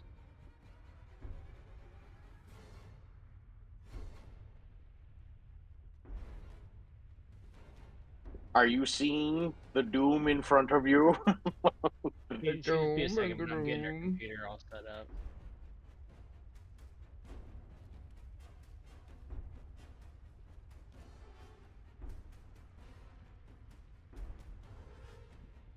Timber, on a lighter note, you know exactly where the machination is. I'm so glad. That is my top concern right now. It's definitely on the bridge still. I think we're in the dash, right? Yeah, the only thing you've done so far is take 5, 10, 15 feet of movement. Can I cast Sacred Flame on the bridge? Can you cast what? Sacred Flame on the bridge. You hold on. Or is it like metal or concrete? It's made of stone. It's never literally mind. one giant stone structure. Yeah. I thought it was like a wooden bridge. But you can see. So based off of what you're looking at, do you have full vision of this right now? It's on I'm her not computer, Sorry. but she's away from the computer. Oh, I gotcha.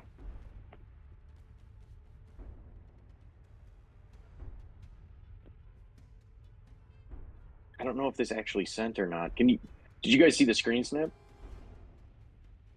No. Lucy, where are you? The pains of technology. Let me know if you can see that screen snap. Yep. That's what you're looking at right now. And Lucy, you hear this as I'm describing this to you. All of a sudden, the holes right next to you, I'm looking for you hear squeaks and squeaks and squeaks as you see rats erupt from the holes.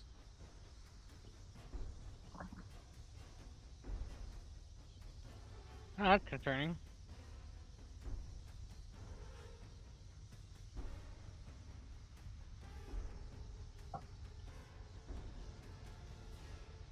Okay. Elpros, you have a choice here. You can either keep running towards these rats, or you can double back around and go south. I'm gonna run towards the rat. Okay. You run towards the rats. Are you running over the holes, or are you running around the holes? I'm running around them. Okay.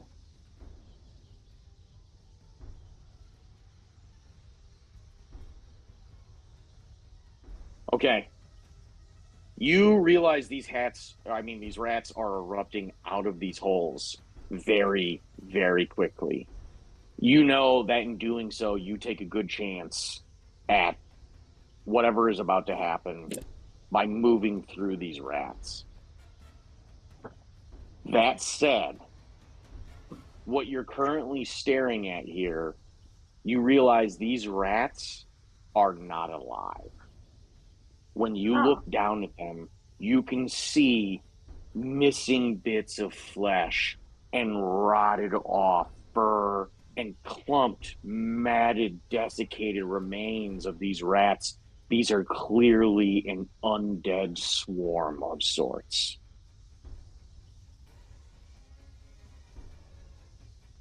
Oh, great.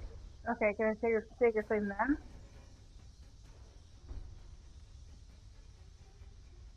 Oh, I'm sorry, Lucy. You came across it, and for some reason it sounded super fuzzy. I don't know what happened. Can I cast Sacred Flame on the rat? Yeah, you can.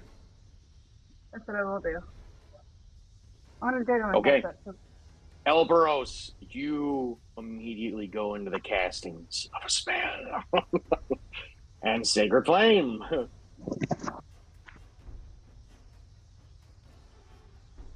Okay.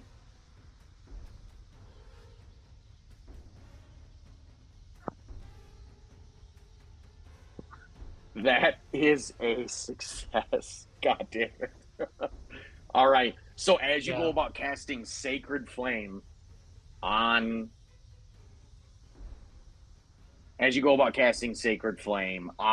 these undead rats, you realize you're too startled by what's happening here. And as you pray to Cadwin and unleash this flame, you see as it slams down and the rats just simply scurry out from underneath it and run to the sides before looking at you, the source of this noise and movement. Hold on. We're gonna try to get her back on. Okay.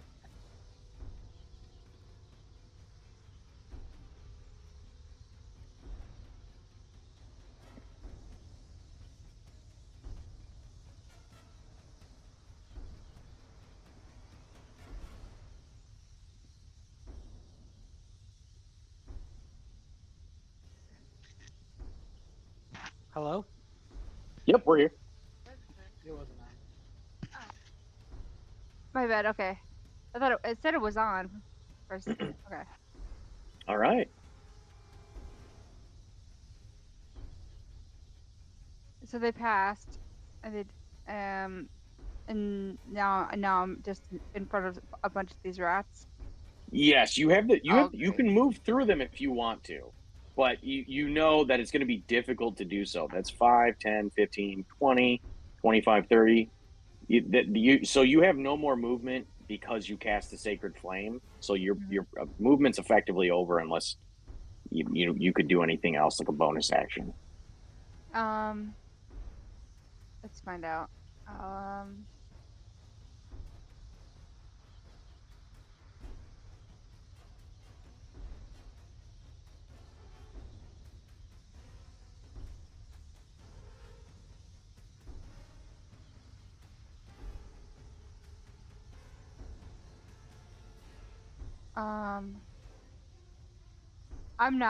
I'm just gonna try to go through them, and I'm gonna try to stamp,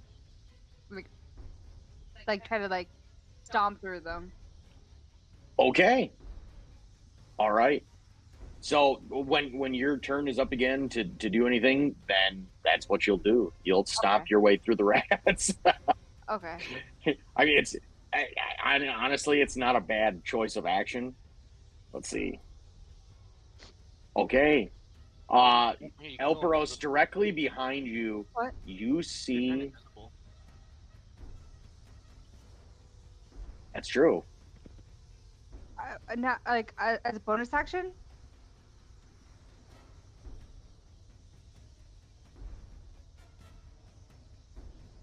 That's a good question. Is it a bonus action or is it an action?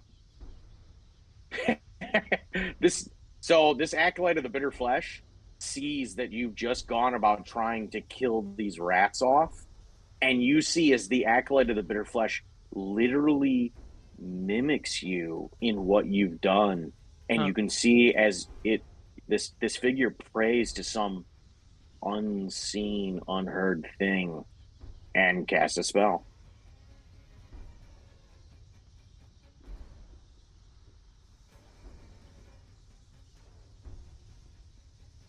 A much lower save.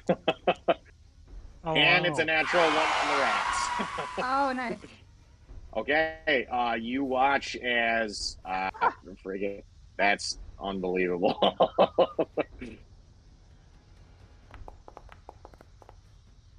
That is 1 point of damage. So good. All right.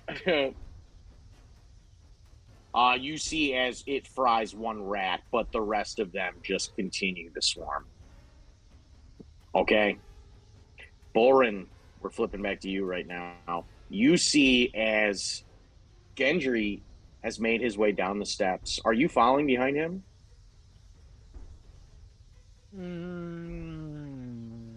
I'm sorry, down the ladder. Yeah, I will. Fine. Okay. The two of you, I'm just letting you know, we're going to pause you for right now, only because there's something else going on that takes precedence. Oh god. And this whole dungeon has some very weird time frames. So we're going to have to do this one step at a time. Let's put it like that. So we're going to jump over. Elpros, you don't see it, but you hear it as the acolyte you left on the bridge screams. And you hear as bones break and something stomps on what you can only assume is the acolyte. And you hear a squelching of flesh underfoot of something incredibly massive.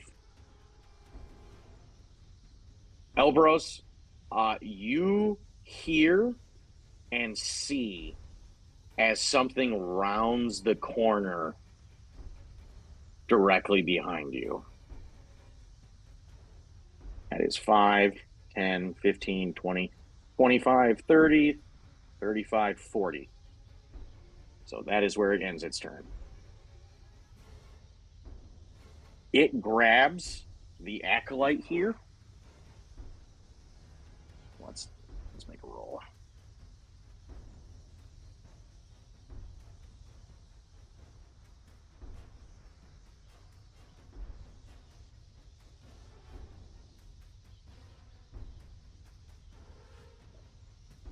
Oh, you guys aren't supposed to see that. Sneaky, sneaky. What are you showing them?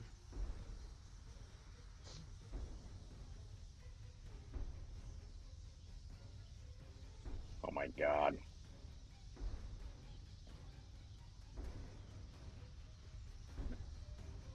Okay.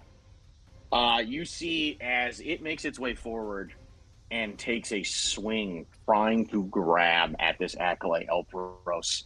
And you see as the acolyte barely manages to get out of the way. However, the arm of this thing still clips the acolyte in the leg as he's trying to get away and dodge this, and almost flips the acolyte end over end when it hits his leg. You see as he tries to right himself as he gets up ready to run as soon as this happens. He takes 19 points of damage. Hot damn. Okay. Oh, whoops. We definitely should have fought the golem, guys. Okay. Timber, we're going to jump to you for the remainder of this.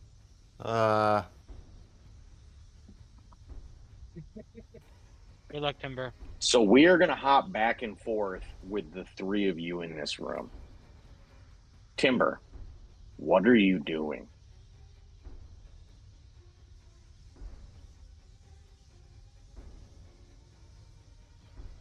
I don't know. You can see as this fugue knight raises out of the sarcophagus, it pulls a great sword from its back.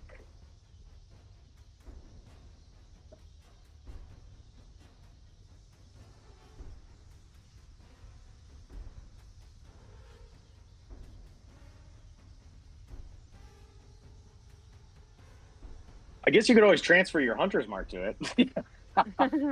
Yeah, it's gonna be a bonus action if I do that. I gotcha.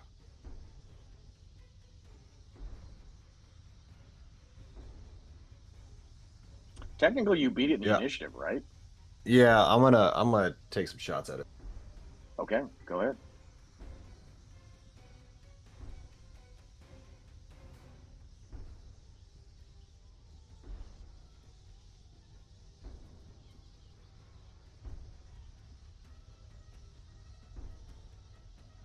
Is it not making rolls for you? No, I'm still playing things out. But yeah, I'm gonna. Oh, no, I'll use you're a bonus action. I'll transfer my Hunter's Mark to this. Okay. So that's my bonus action. And then I'll use my action to shoot it. Do your thing. And you get 2 shots? I do. Disgusting. Does Okay, a that's a 21 hit? That is a hit. Barely. Couple more dice gonna be rolled here. Well, you get some heavy shots right off the bat. That's good. Yeah, there's that. Okay. And then do you get bonus damage on this? I do for surprise attack. Gotcha.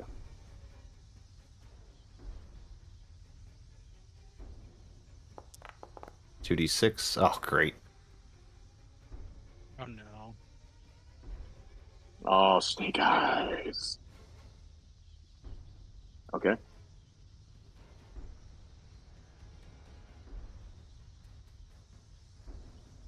And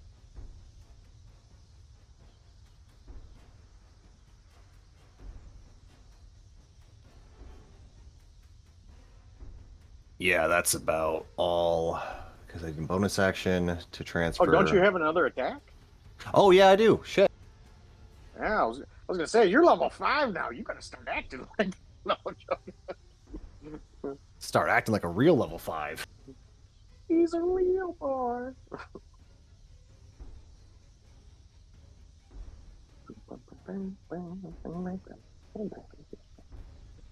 I don't know why it just said discard previous. What the hell? I think it's just for some reason it assumed you were making some previous roll even though you're already done. I'm not entirely sure myself. Okay. Well, I'm just gonna hit I've been attack having again some then. weird stuff happen lately.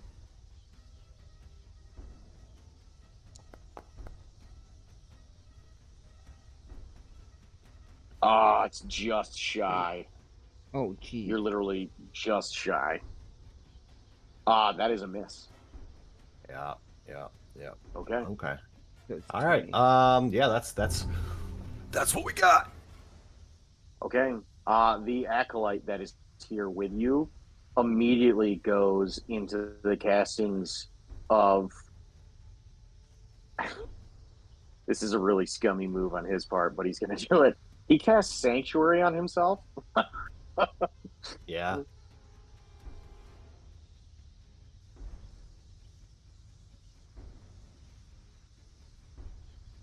Okay.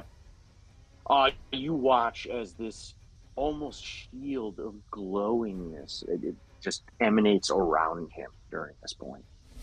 He does nothing else. The Fugue Knight goes. I'm making a roll here.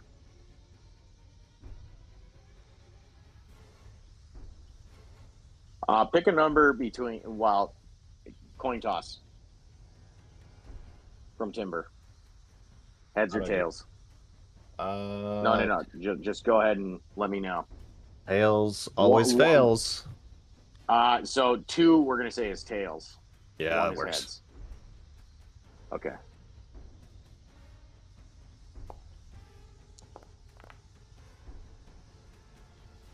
Okay. You see as he motions towards the acolyte who unloaded a wand on him. All right. He overcomes the sanctuary, and you see as he takes a swing into this guy's head. Well,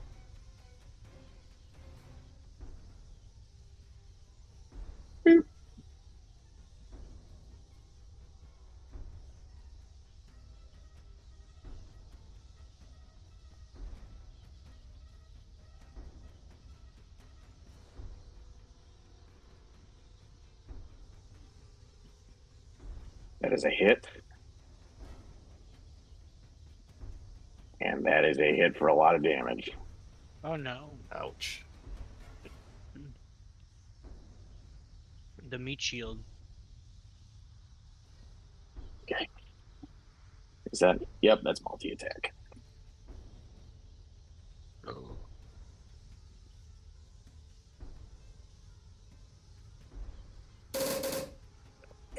And that is a crit. Damn. Okay, here's the D100. I think Bro's dead. It is a fucking 100. For No triple way! Yes, I'm dead. That's insane! Fucking dead serious. Cheater. This is what you see happen. The Fugue Knight goes up to this leader of the Acolytes of the Bitter Flesh, Timber. And you can see as he swings forward, and the first thing he does is lop off his hand that's holding the wand. The wand clatters to the ground. And as the Acolyte goes into the castings of a spell, screaming as he's just lost his hand, it splits him from head down to his waist, literally in half, all the way down. He dies instantly. Wild. I forgot to Okay. roll damage for my Hunter's Mark, so I'm just going to do that real quick for you. Yeah, go ahead. Go ahead. You're going to need it.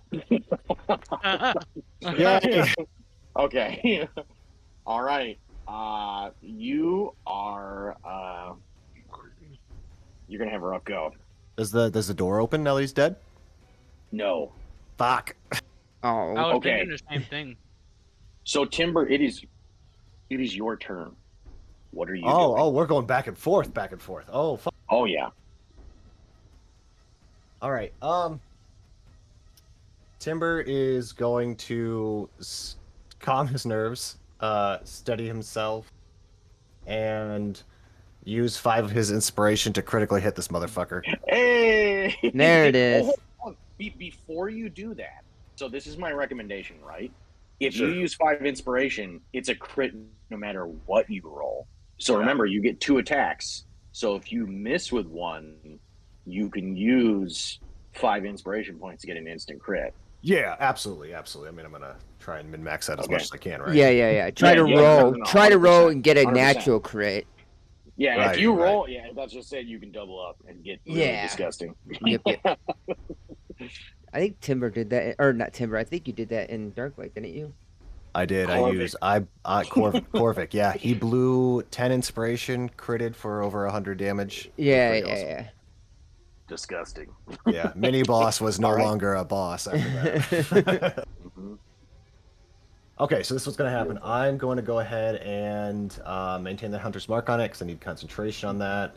I'm going to then bonus action use my Planar Warrior. Gives me plus 1d6 to my damage and change my damage to force strikes only. Okay. Hopefully that does something. Okay. And then I'm gonna shoot him while I can still shoot. Okay. Do it up.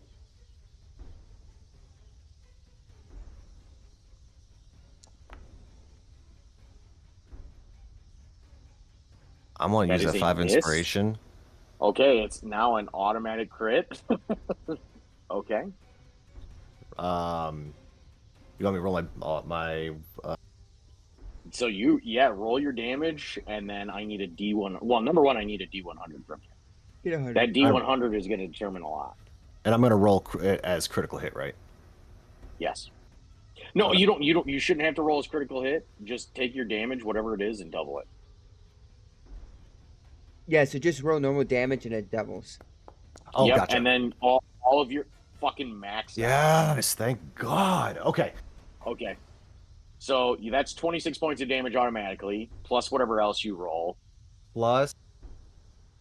Come on, 90 something or higher. Oh, you need my Should D100. it be? Sorry. Yeah, yep, D100. If you get above 50, it's a minor, and if you get above 75, it's Oh no. 27. Nope, just That's fine. double damage. Okay, All right. so that's With 26, and then plus. What? Do you have any other additional damage there to double? Yeah. Okay. 1d6 for Hunter's Okay, Mark. so an additional 6. Okay, 1d8 for everything being as Oh, force. nice.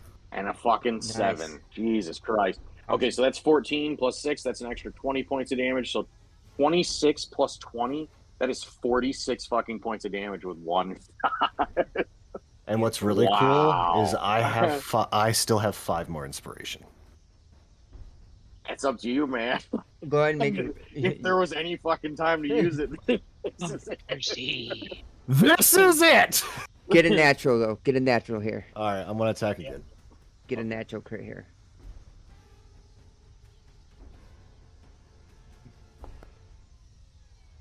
Oh, I thought that was gonna be a 20. So fucking close. That is a miss. Do you want to risk it, or do you want to keep going? I'm going to keep going because once he closes distance, my bow is fucking useless. Oh, I forgot to add extra damage too. Sorry. My bow, when I crit, I get extra radiant damage. That is true. You get your extra D6, right? I'm double checking now. Oh no, I think it's the damage of the bow. You deal an additional amount of damage of the weapon in radiant damage. So if you deal D8, it's an additional D8. Okay, cool. Let me roll that. Get that at max. So an extra 10. Okay, Jesus so that would have been part Christ. of the crit for the first one. Yep, and I just doubled it. So it's 6. You did an extra 10. Okay. Now I'm going to use my second critical hit on this. Oh my god. The panic is saying. Oh, thank my you. God. Okay. So give me a D100.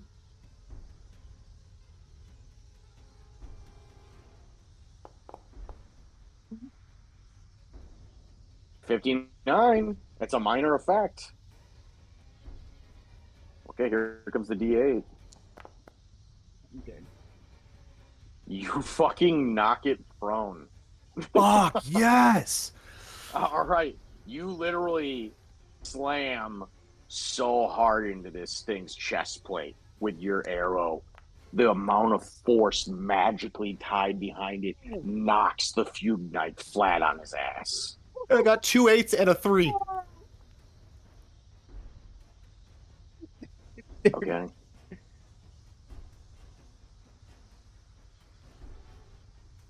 There's some wild shit going on right now. I literally Okay. have 1 inspiration left, and it's the one that I got from just this session. Okay, so that is 16 plus 3. That's 38 points of damage. I'd like to be clear to you. You've done over... Oh my god. Okay. It's... You have to stop yourself. Because in rapid succession, the first arrow you shoot almost takes its head off.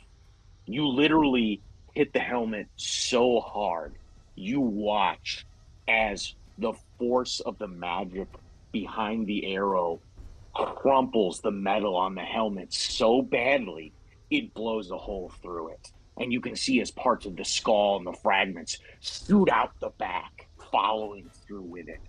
The next one, you aim directly at its chest, and as soon as you let loose the arrow, you know it struck true. And as it slams home directly in the center, the force of the impact carries it back and knocks it directly down onto its back. And as you sit there watching, waiting for something to happen, you hear it stirring on the ground. Okay. The fugue knight, you realize, is barely standing at this point. It's practically falling apart in front of your eyes. It gets up. It just used half of its movement to do that. I don't think... No, it can get to you. It gets to you. And as it gets to you, you see as it takes its greatsword, and with every fiber of its being, tries to kill you. It's taking 2 attacks here. Let's go. Okay.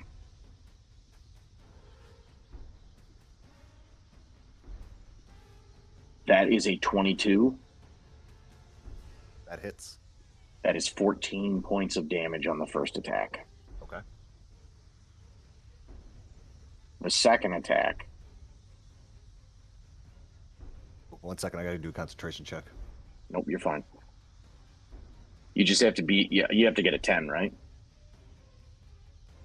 Plus your con. Roll. Ooh. Okay. All right, Hunter's Mark's removed.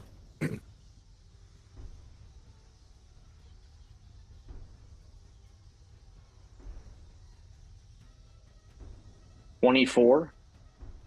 That 11 hits. points of damage. It swings on you tit for tat. You realize that this thing's barely standing. You firmly believe all you have to do is land one blow on its neck and you might be able to take its head off. You're up. Yeah, I'm going to draw my short swords. Okay. And I'm going to attack this son of a bitch. Okay. Timber.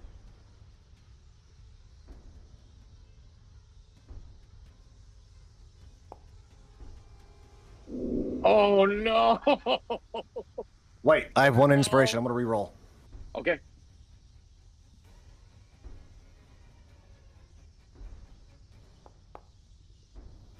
What the shit?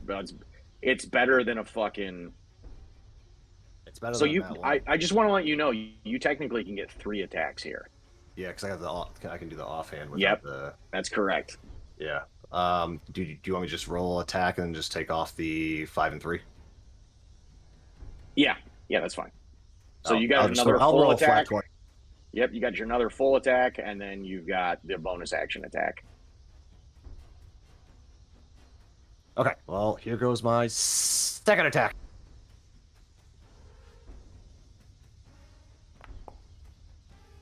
There you go. Oh, okay. There you go. Give me the roll for the damage.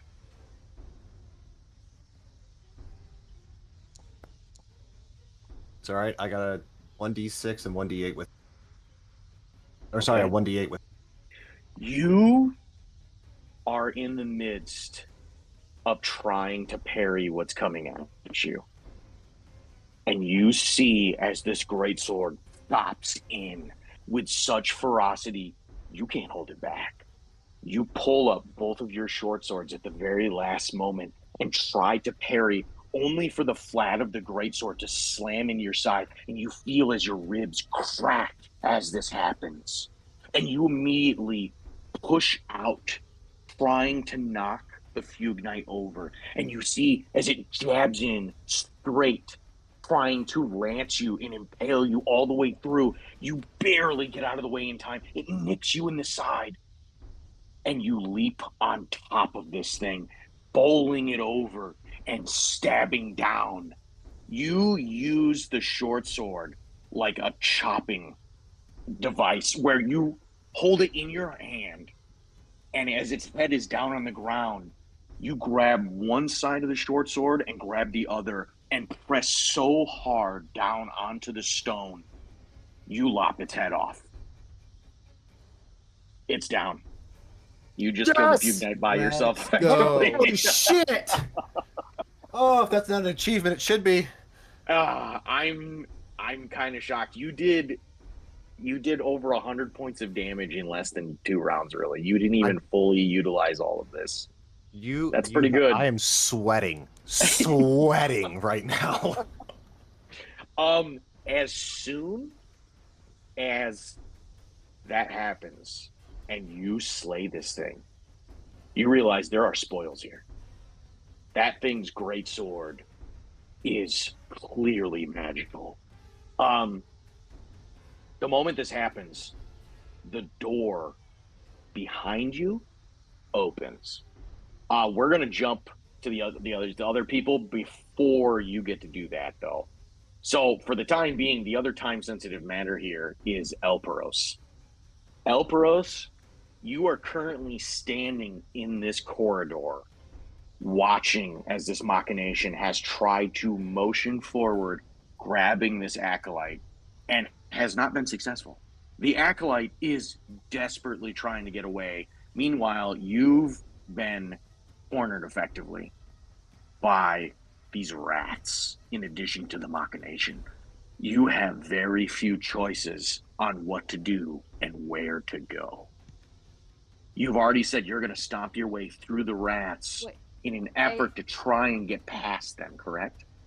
I have an idea. Okay. Can I channel divinity, harness divine power, and wait, am I within 50 feet of, or within 30 feet? Wait, hold on. What is that? Hold on. Wait. Oh, never mind. I'm gonna turn on dead. Is he within 30 feet of me? The rats definitely are. No, The acolyte? yeah. No, I guess he wouldn't. Oh yeah, that machination. You know, it's definitely not alive. It's Okay. it's definitely a construct of some kind. Okay. So I can't. Okay, I can't do that. Can I? Okay, then I'll do that. Can I do channel? Can I channel divinity, turn undead, on the rats? Yeah, go ahead and make a roll. Okay.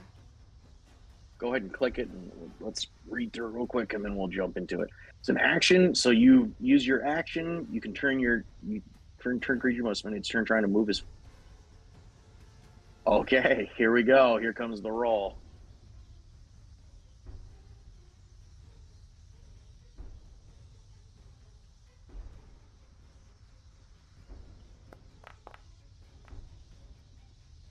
It fucking works. It does work. You Okay. You hold up your holy symbol, and you can see the symbol to Cadwin, this glowing, radiant sun. And as you do so, calling out to Cadwin, you see as the rats begin to fleeing you from in droves, just doing everything in their power to get the hell away from you. They're not focused on you at all. They're just focused on getting away from you. They cannot attack you while they're doing this. So you can just run through them, no problem. Then that's exactly what I'm gonna do. As a bonus action though, I'm gonna cast Shield of Faith on myself. Okay. Your you get some buffed up AC here. And then I'm gonna run through the rats. Okay. With my full movement. So that's 5, 10, 15. So can I pause you really quick here? Yeah. You realize this place is far more expansive than you had first thought. Directly to the south of you, you see another door, one with a glowing orb above it. Directly to the west, you see another door, one with a glowing orb above it. Directly to the north, you see another door with a glowing orb above it. And simultaneously, you see another door with 3 glowing orbs above it. You also see that the hallways extend out into many different directions from here. Where are you going? All right. I'm gonna try this three. No. You know instinctively looking at that's clearly, by everything you've seen, intended for 3 people. Okay. I'm gonna go west or southeast west. Okay. North, hold on, north, south, east, west. That's 15, 5, 10. Yep. You have 5, another 15 feet of movement. 5, 10, 15. Okay. Okay. And that's my turn. Okay. You very quickly run as fast as you can. The rats, the second they see you darting past them, they actually run the opposite direction towards the acolytes. And you realize this is a recipe for disaster for the acolyte. They rush into the place where the acolyte currently is standing, trying to do everything to desperately avoid this machination. The machination, as the acolyte is trying to get away from the rats and the machination, trips and falls, and you watch as the machination crushes the acolyte in this swarm of rats.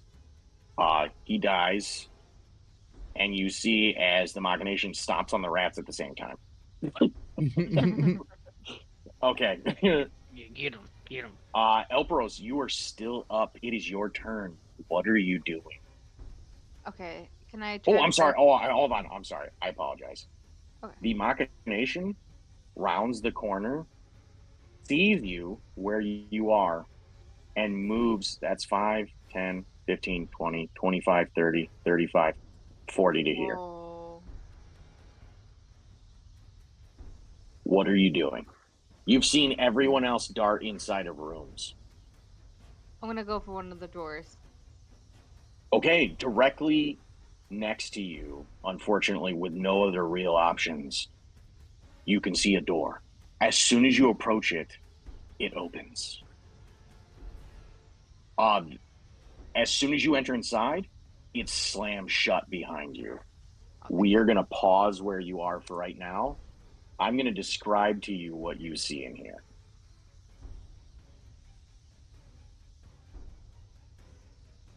This is a good one.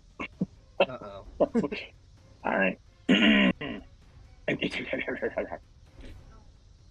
What you see before you in this room is very strange.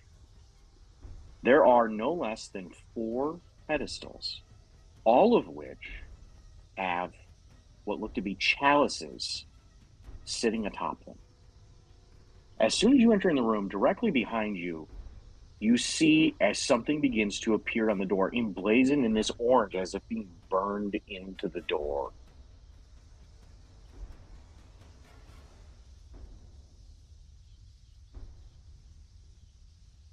Vessels stand, a fateful pair, one to mend and one to snare.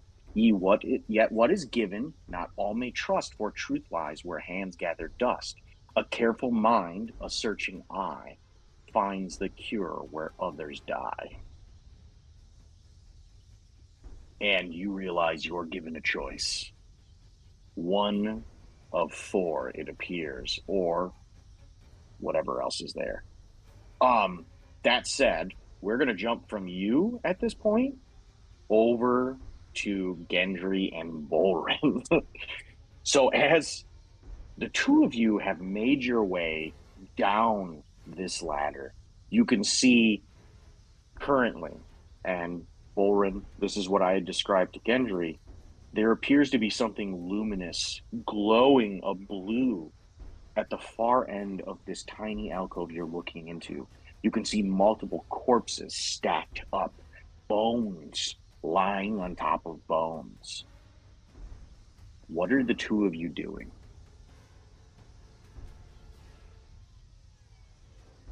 We need to move this gem to the other slot.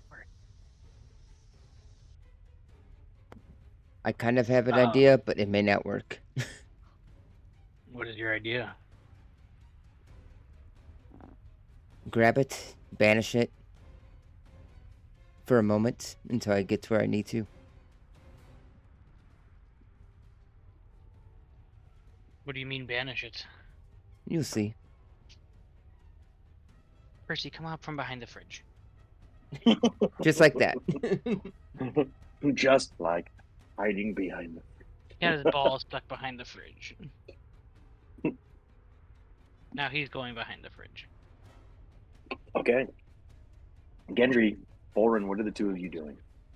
Gendry's moving the fridge. Just, Bolrin's moving the fridge. Just be ready for whatever happens. All right. Alright. Oh, crap. This is what I might attempt to do. Or I'm going to attempt to do. I'm going to charge fully. Because this doesn't look good over here. But I'm going to charge full. You're gonna just charge forward? Oh, hold on. It's for some reason it's not set on my character. On the time order. Or in the combat tracker. Oh. I'm like, why won't it let me move? Why is this happening? Oh. What did I says do to deserve this? Yeah, it says it's on Elpros right now. There it goes. Alright, I so. feel like I could say that when I entered the Fugue Night room. What did I do, Miles? Why are you always trying to kill me, man? What I'm going Hey, to I do. didn't make the choice.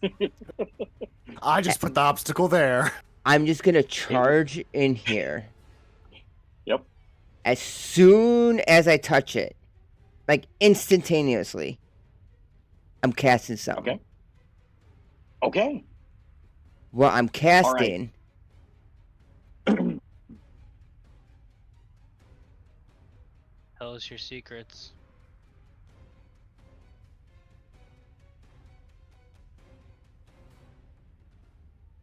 Oh. And then as soon as I do that, if nothing happens, I'm Misty Step, using my bonus action, Misty Stepping. That's 20 feet, and then 10 feet up the ladder,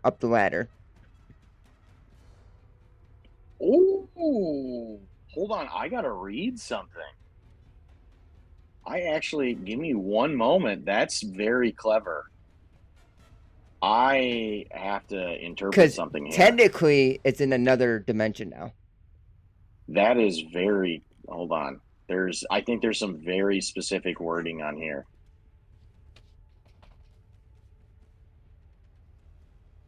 It's really fucking. No, it doesn't. It doesn't work. It has very specific wording here. The second you cast that extra dimensional, the wrist pocket, Mm-hmm. you watch as it teleports directly back to the holder. I'm going to give you some insight into this. You realize the instant you see that happen, you realize undoubtedly if you ever let go of this, it will immediately make its way back to this holder. That said, as you're in the process of grabbing this, casting this spell, you know instinctively something very strong is present here. You feel yourself overcome with a wave of cold that emanates out from you so severely you feel like you're freezing. Your movements are slowed. Go ahead and give me a Constitution saving throw. That's fine. I'll bonus actually Misty Step as I hold Wait. it. Okay. Hold on. You want the con? I'll give you the con still. Where's it at? What is my? What's my Okay. aura?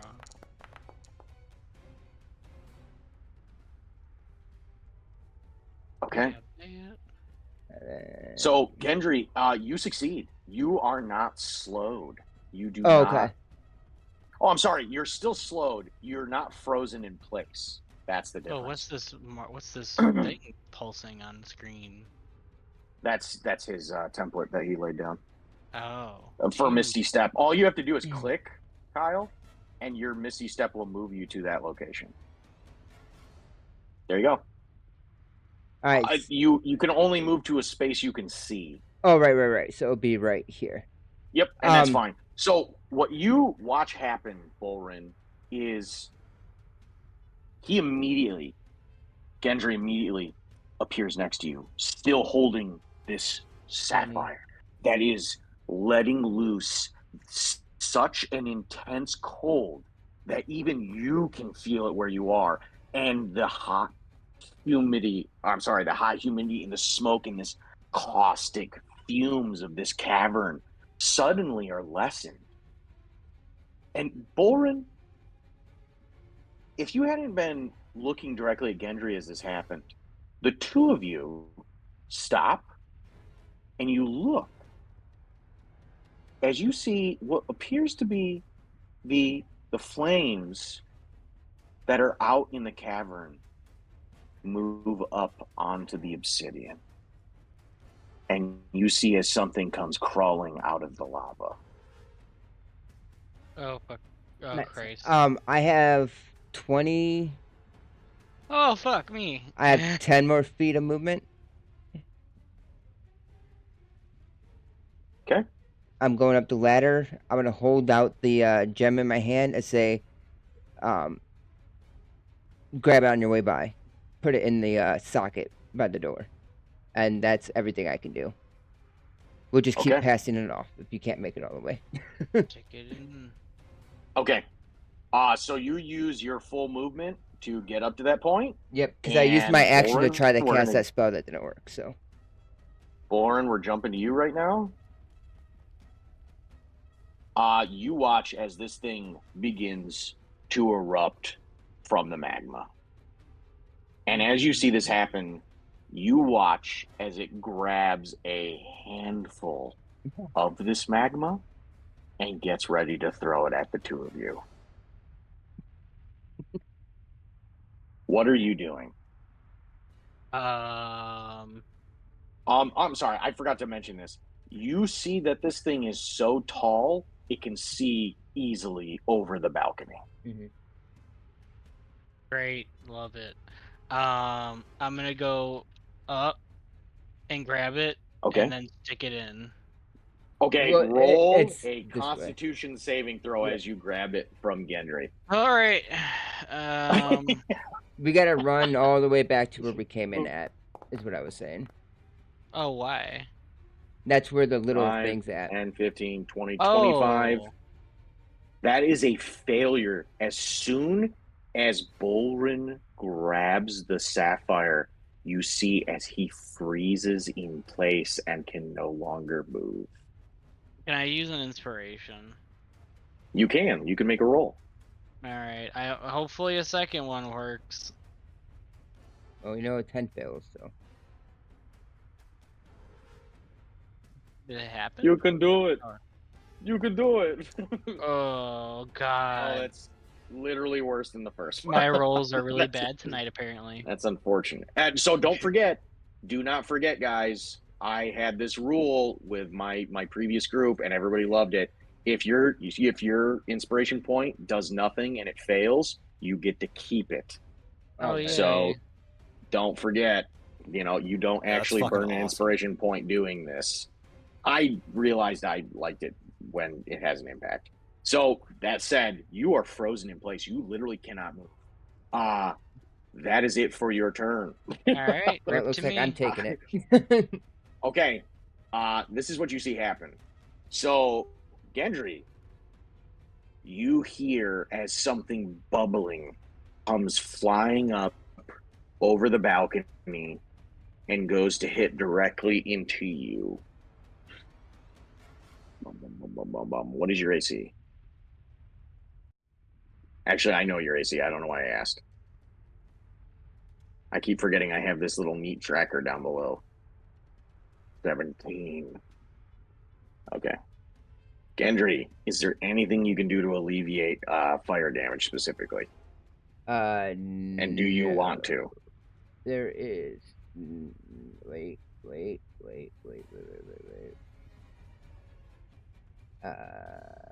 See what do I have? I don't think there is. Okay.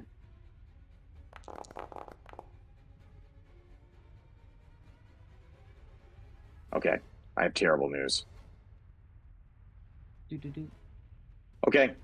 You see as a giant sloppy mess of molten lava is whipped at you. And you watch as this burning slag slams into your back and along your side, and you see as it begins to melt and bubble and boil along your armor, your wood, everything that comprises of your being. You take 21 points of fire damage.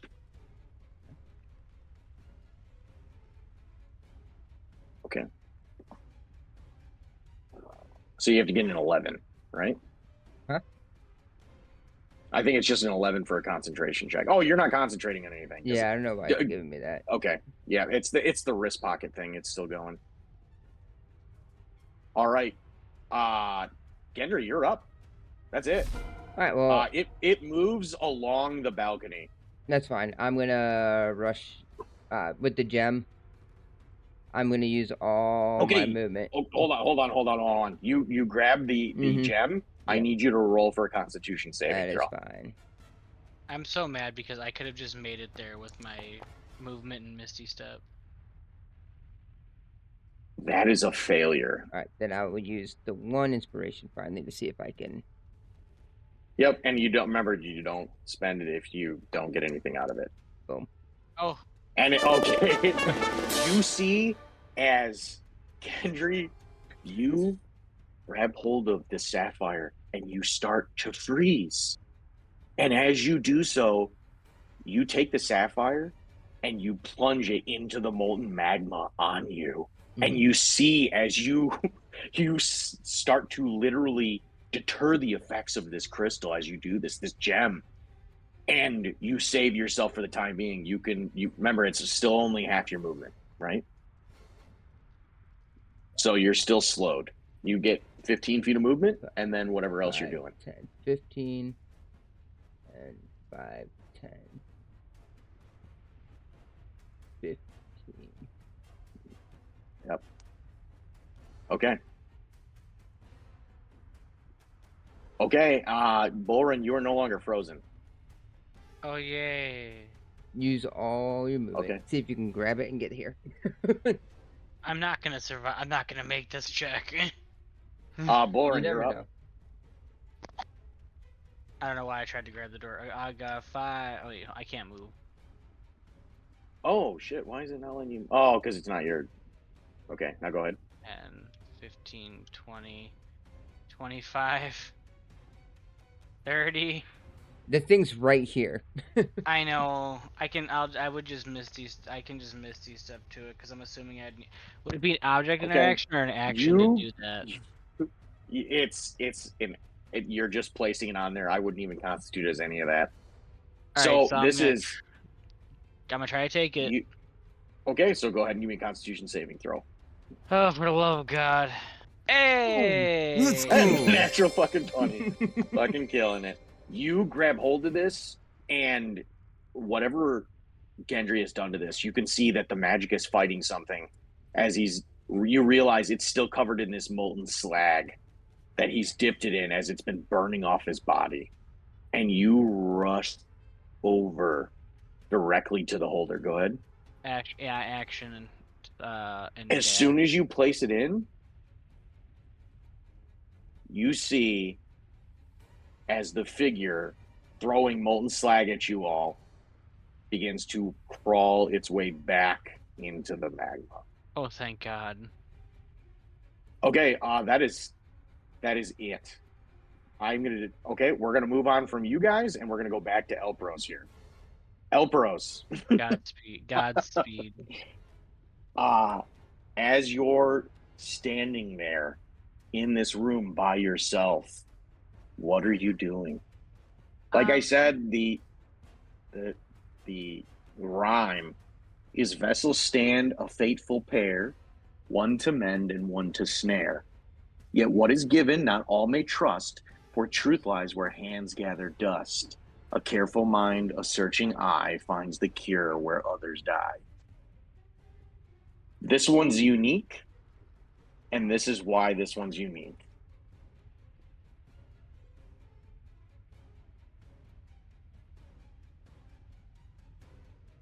You have 5 minutes. Oh, Jesus. Oh, no. Okay. Can I cast Purify Food and Drink? Oh, where at and what on? It says within... Is this anything within a 5-foot radius sphere centered on a point of my choice is purified? Okay. So you just want to gather everything up and cast it at the same time? Yes. Okay. You gather all of these chalices you can see up, and you are holding them, directly underneath. You set them down, and you go about casting this. Okay. Okay. Does this? You think whatever's there should be freed of pure, poison and disease. Okay. And this is all of these chalices.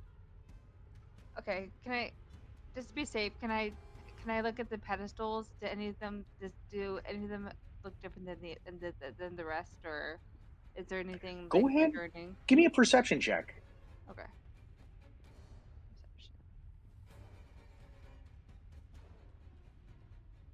Sorry, my mouse is all sorts of.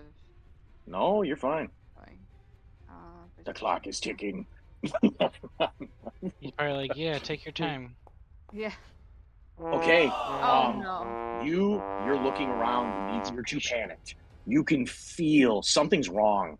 You hear a click, click, click, as if some sort of timer is happening. Okay. Okay. I'm just gonna take one chalice and drink it. Is there water? You grab No, a chalice. Wait. Is there stuff within? I'm guessing there's stuff within the chalices, right?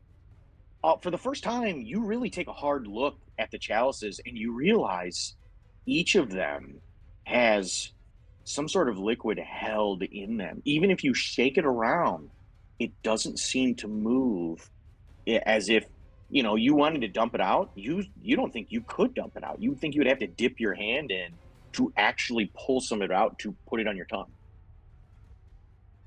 It's as if gravity is holding him inside the cups, the chalices. If I put my finger in them, what happens? As you put your finger inside one of them, does it matter which one you care about? No. You grab one and you put your finger inside, and as you do so, you put it to your tongue. Surprisingly, nothing happens. You don't believe there's any poison here. Okay. I feel like something. Oh, okay. I have to get rid of. Can I? Okay. Oh no. Can I discern? I'm stressed out because of the time. Can I create? Can I? Would if I cast create or destroy water? Would that have any? Do you think I would? Would I know that it would have? It would or would not have an effect? You could always take the shot and do it. I'm just gonna burn through all my spells.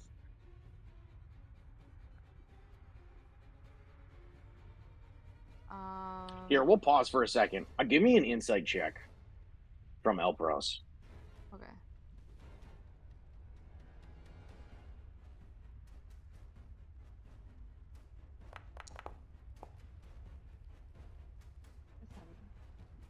Okay, Elpros, you realize you're panicking.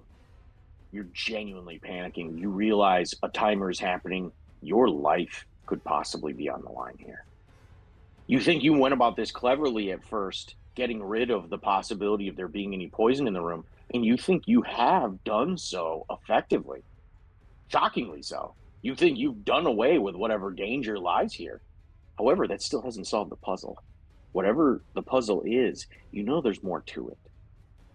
Now, you realize that the beginning of this, the vessels stand a fateful pair, one to mend and one to snare. Your assumption is that there was poison here.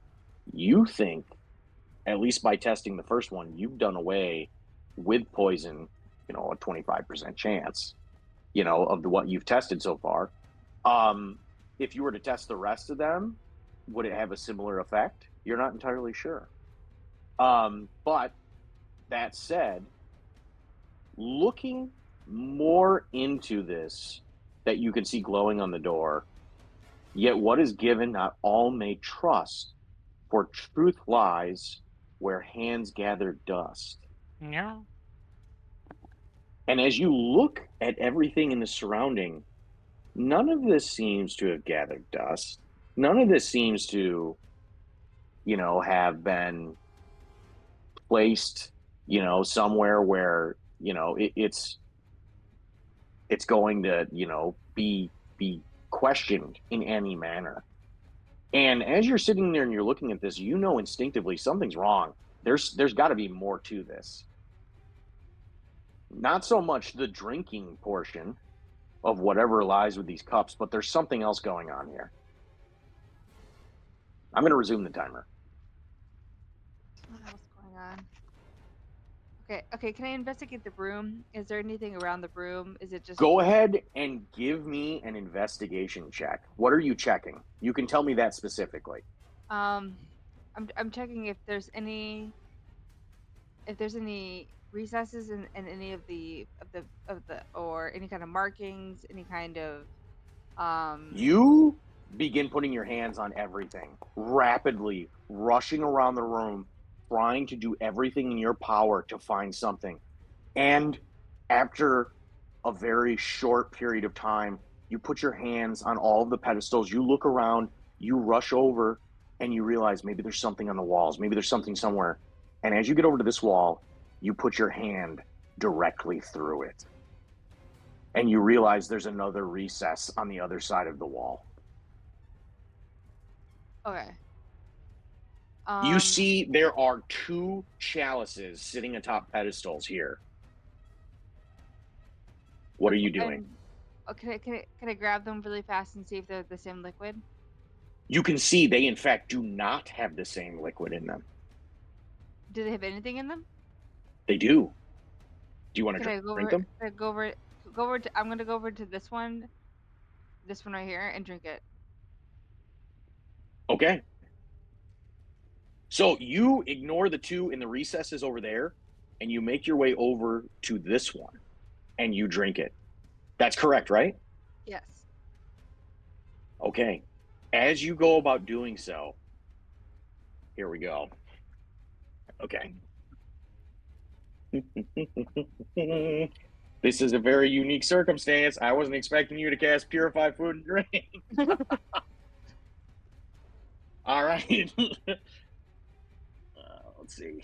Jesus Christ. There's been 2 things that have happened tonight during this session that caught me completely fucking off guard. All right. You realize as this timer comes to an end, nothing happens. Every single one of you, as you come to the end of your trial, it feels like a hot, searing white hot pain stabs you in your hand.